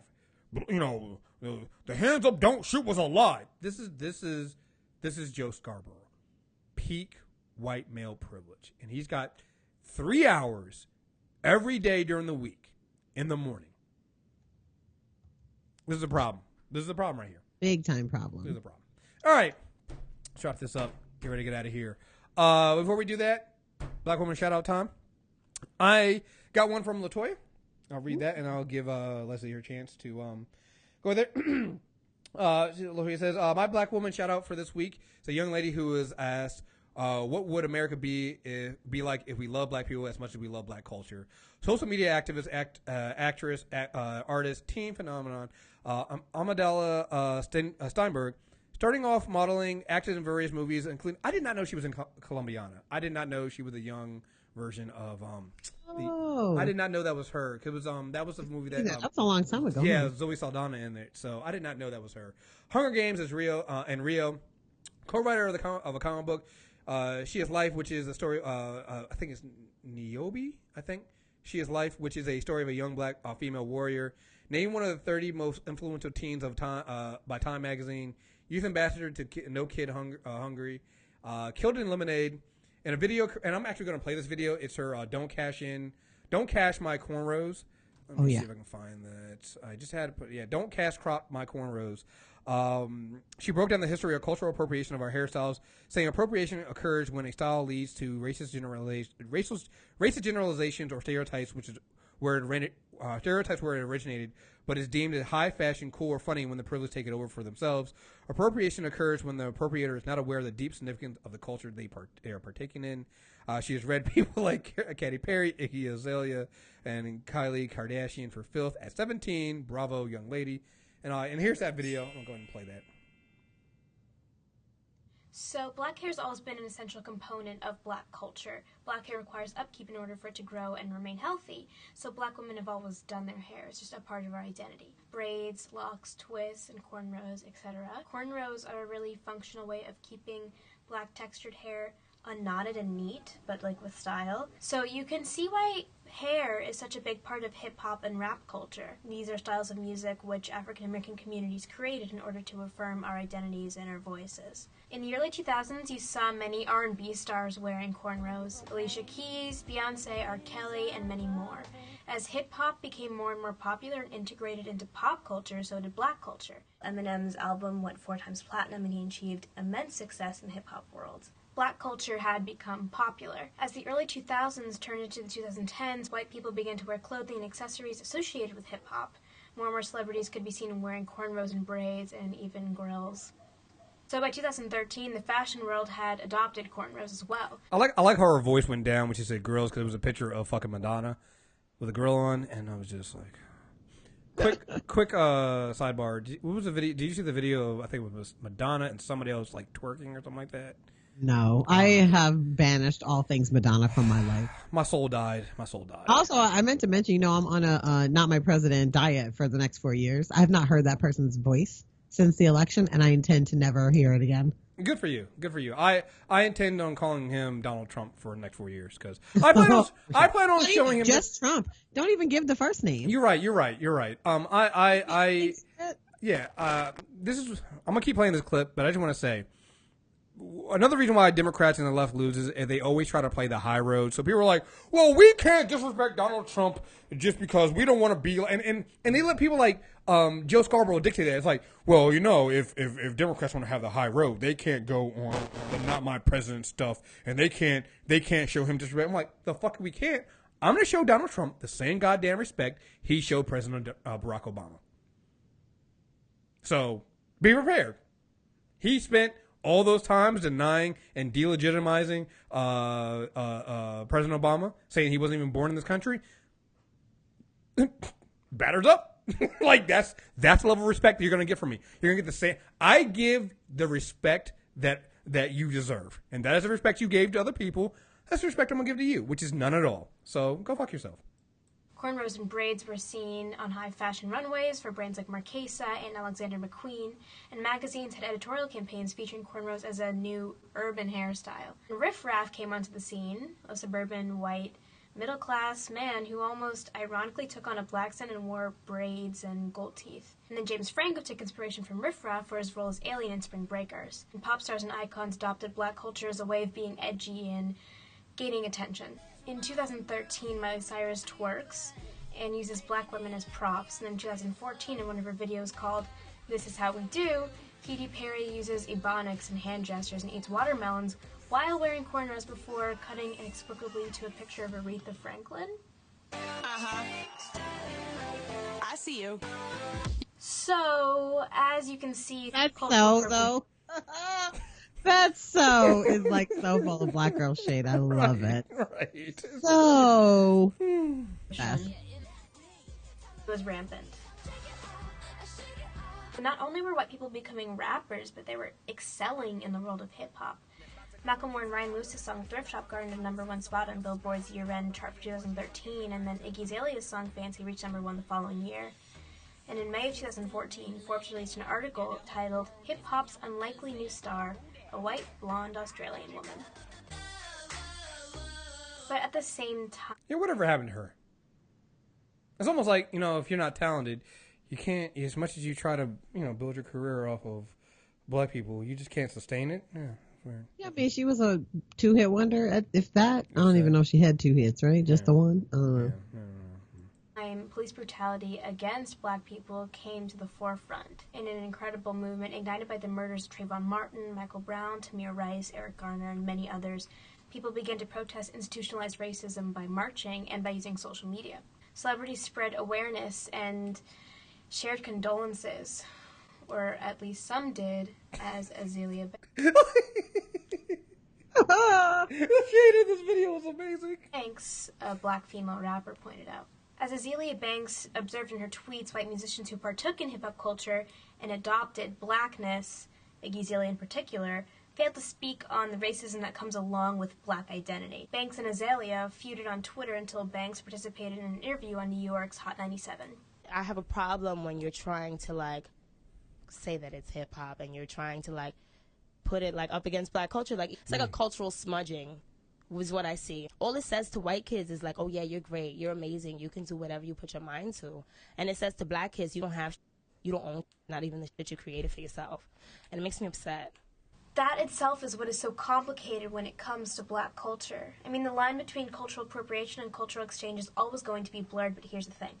Appropriation occurs when a style leads to racist generalizations or stereotypes where it originated, but is deemed as high fashion, cool, or funny when the privileged take it for themselves. Appropriation occurs when the appropriator is not aware of the deep significance of the culture that they are partaking in. Hip-hop stems from a black struggle. It stems from jazz and blues, styles of music which African Americans created to retain humanity in the face of adversity, which itself stems from songs used during slavery to communicate and survive. On a smaller scale, but in a similar vein, braids and cornrows are not merely stylistic.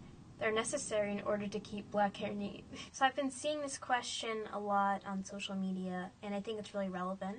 What would America be like if we loved black people as much as we love black culture? Yeah. I forgot also, because, everybody knows she was in Hunger Games. We got to remember the racism that was aimed at her for when they made Rue black. Yeah. Why is Rue got to be black? Because it was written as a black character? Yeah.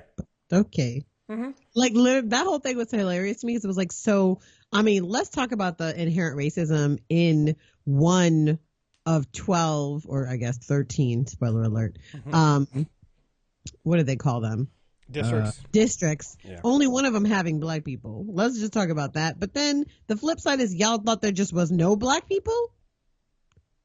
Y'all thought y'all got to this post-apocalyptic dystopian future and there was just no black people. Or that it mattered that she was black. What the fuck? So let's say she was written as a white character. So she's black in the movie.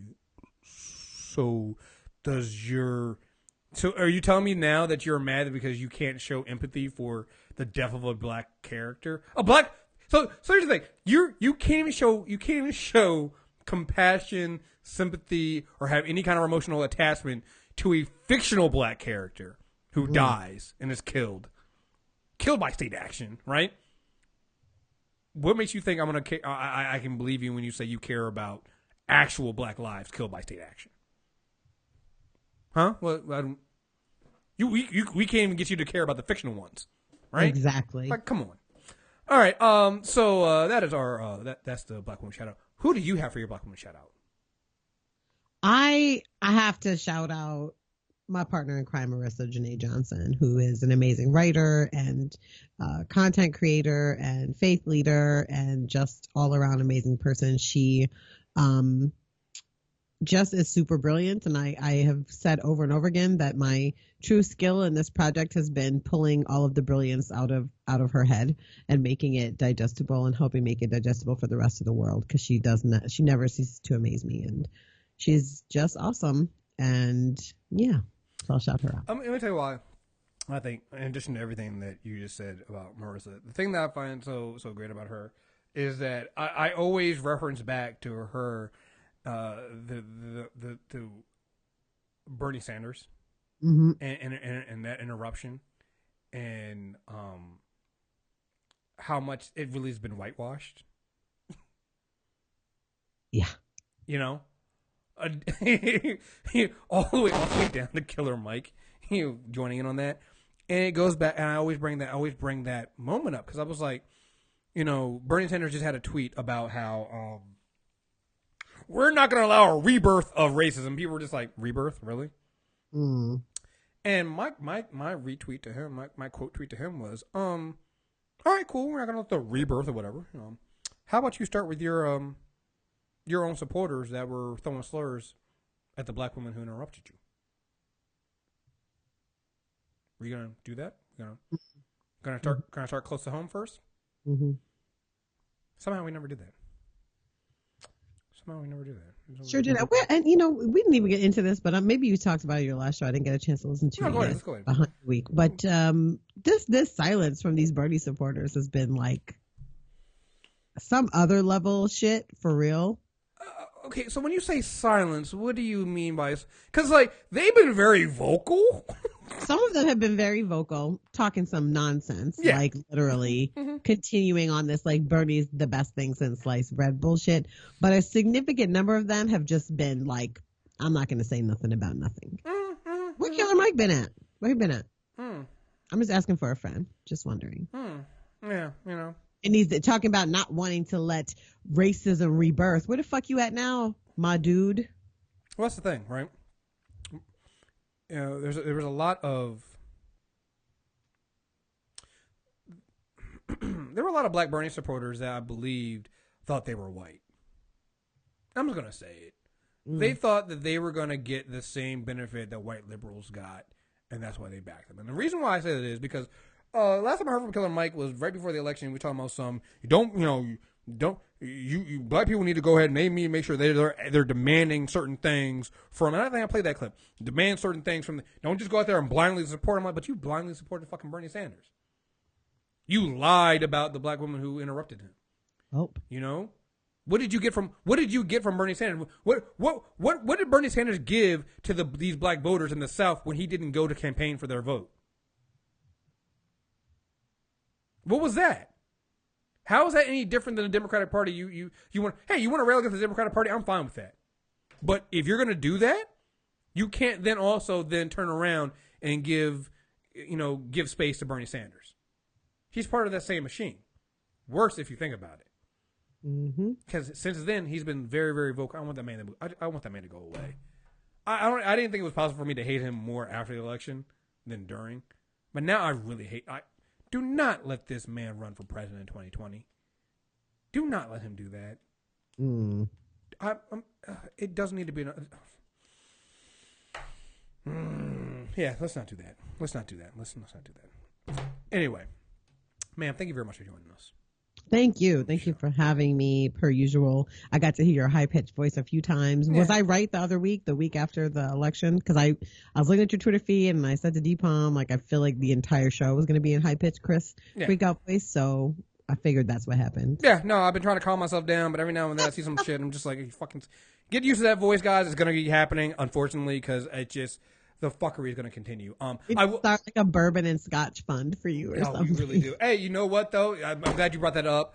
I have some great news, and I announced this on Facebook, and I'm very happy about this. I am not gonna be in the DMV for inauguration. You're gonna miss all the white women in the women's march. I know. Oh yeah, I'm so sad about that. Yeah, God, what a fucking mess, right? And they're trying to clean it up. They're trying to clean that shit up with, oh no, meet the women of color now who are now trying to work. Like, so you had to bring in women of color to try to clean up the mess that white women made with the organize and not organizing. Isn't that the story of history though? I mean, yeah, right. Kind of. So, what else could happen, really? Good luck with that. Yeah, I am going to Aruba. Woohoo! I am getting out of here, flying out on Wednesday. I will be back on Sunday.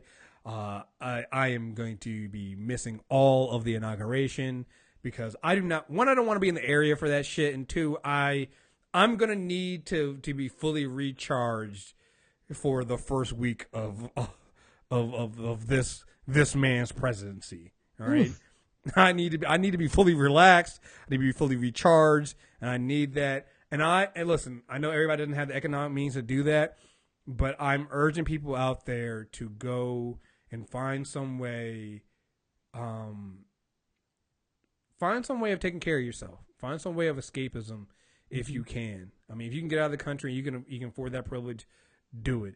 If you can just go and be around other black people, do it. Find some way of not consuming. And it's going to be, we're survivors. You know, that's the thing. I get it. Like when I played that clip from Joe Scarborough, he's talking about the freak out that's happening. Listen, I see black people who are depressed and who are taking it badly. I don't see a freak out though, right? I see more freak out from white liberals, but from black people, I see a more of a fuck. Here we go again. I thought we could get at least a little bit of a break, but we're gonna have to do. Like, we don't freak out. We survive. That's what we do. You know, we shouldn't have to, but that's what we do. I am not concerned about our survival, and we're not freaking out. I'm seeing plenty of us are organizing, plenty of us are preparing, plenty of us are finding ways of coming together and defeating that. So, yeah, don't talk about how when you talk about liberals are freak. Don't put people of color in that. We're not freaking out. We're worried. We're concerned. We're not freaking out because we know that we'll have to do what we always do, which is one, come together and defend ourselves, and two, clean up white people's mess. Pretty much. Which is what we've always done. So there's that. Again, Leslie, thank you very much for joining me on this show. It's a great show. Like I said, I'm very excited for the way I'm going to end this year. 2016 has been a rough year, but I'm very excited about the way we're ending it there. I know you talked about and you promoted the safetypinbox.com, but please tell people where they can find everything else that you're doing, all the many things you're doing over there. Yeah, so they can find me on Twitter at Leslie Mac MAC. You can also check out my weekly podcast with my husband, Very White Guy. It's called Interracial John, JAWN. You can follow us on Twitter as well, Interracial John, or go to interracialjohn.com. We're also on iTunes and Stitcher, and we had an episode come out just a few days ago. We usually come out between Wednesday and Thursday each week, and you know, he's a white dude, I'm a black woman. We talk about shit and have some fun. And just for a record, next time we will bring Drew on. I just didn't want an oppressor on the show. Okay, no. His feelings were a little hurt. He was like, he just wants you. I'm like, yeah, bitch, he just wants me. Sorry, Drew. I'm sorry. Not all white people, but all white people. I'm sorry. I just couldn't. I need a moment, man. I need a moment. No, I'm just kidding. But no, we'll get Drew on next time. And definitely there. And yeah, folks. Hey, it's Handy Check at it's Handy Check on iTunes, Stitcher Radio. You can find us on mtrnetwork.net or movietrailerreviews.net. Again, we got plenty of stuff coming out. I know. I mentioned the Character Corner, but we also have Shanna and the Doctor are going to be joining Deepam and I again tomorrow for another supersized Super Tuesday recap for Arrow and Legend of Tomorrow to finish off the Arrowverse crossover. So join us for that. What's your hot take on that whole 4-night crossover? I mean, I enjoyed it. Nice. Yeah, I'm just like, here's the thing that people need to understand about me when it comes to these shows. And I talked about this, like, Rod and I had this breakdown yesterday on the Nerd Off that I will say, listen, things aren't perfect, and there are definitely issues that you can find in these shows here. But I love those shows.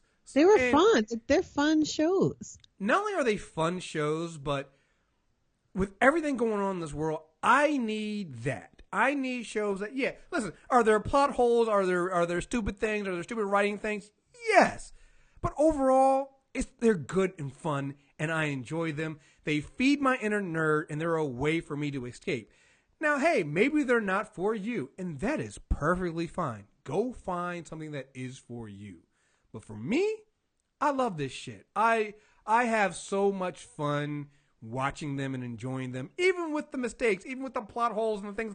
Overall, fucking loved it, because it feeds my inner, and it's my way of escaping. And I will say this, you know, they've had some problems. Like, there were some issues with Grant Gustin at one point, and I know Stephen Amell had that one thing. But overall, I have lists with all the cast and stuff like that. They're all pretty active, and they're almost all of them from what I've seen are usually on the right side. Now, they probably have some white allyship issues going on there here and there, but for the most part, a lot of them are really active. I've seen a lot of sharing of information on the Dakota, the pipeline and things going on there. I've seen a lot of pushback against Donald Trump and what's going on there. Like, I've seen a lot of that, and they're not afraid of saying that stuff, and they're very interactive. And that's another reason why it feels like a safe place for me to watch. It'd be something different. I was watching their stuff, and they were just like, you know, being horrible people, right? Like, right. I couldn't do it. So I enjoy that. Supergirl has David Harwood on there, and that man, like, again, he the doctor had retweeted an article about, he did he has a documentary about, like, will there ever be a black prime minister in Britain or something like that, and it's like, there's really good stuff. Like, he's always talking about this stuff. I remember talking to him when he talked to us about the move to CW, and he was talking about how it'll be better for us, for actors of color and things like that. Like, I'm really happy with that show. It feels like they overall get it, and so yeah, I enjoyed the fuck out of that 4-episode crossover. I'm really happy, and yeah, had fun, had a lot of fun. So there's that. So, again, folks, if you want to hear more about that, we'll be on the show tomorrow, and then again, we have the character corner and all this stuff coming out soon. So again, Leslie, thank you very much for joining us. Until next time, we're out of here. Peace.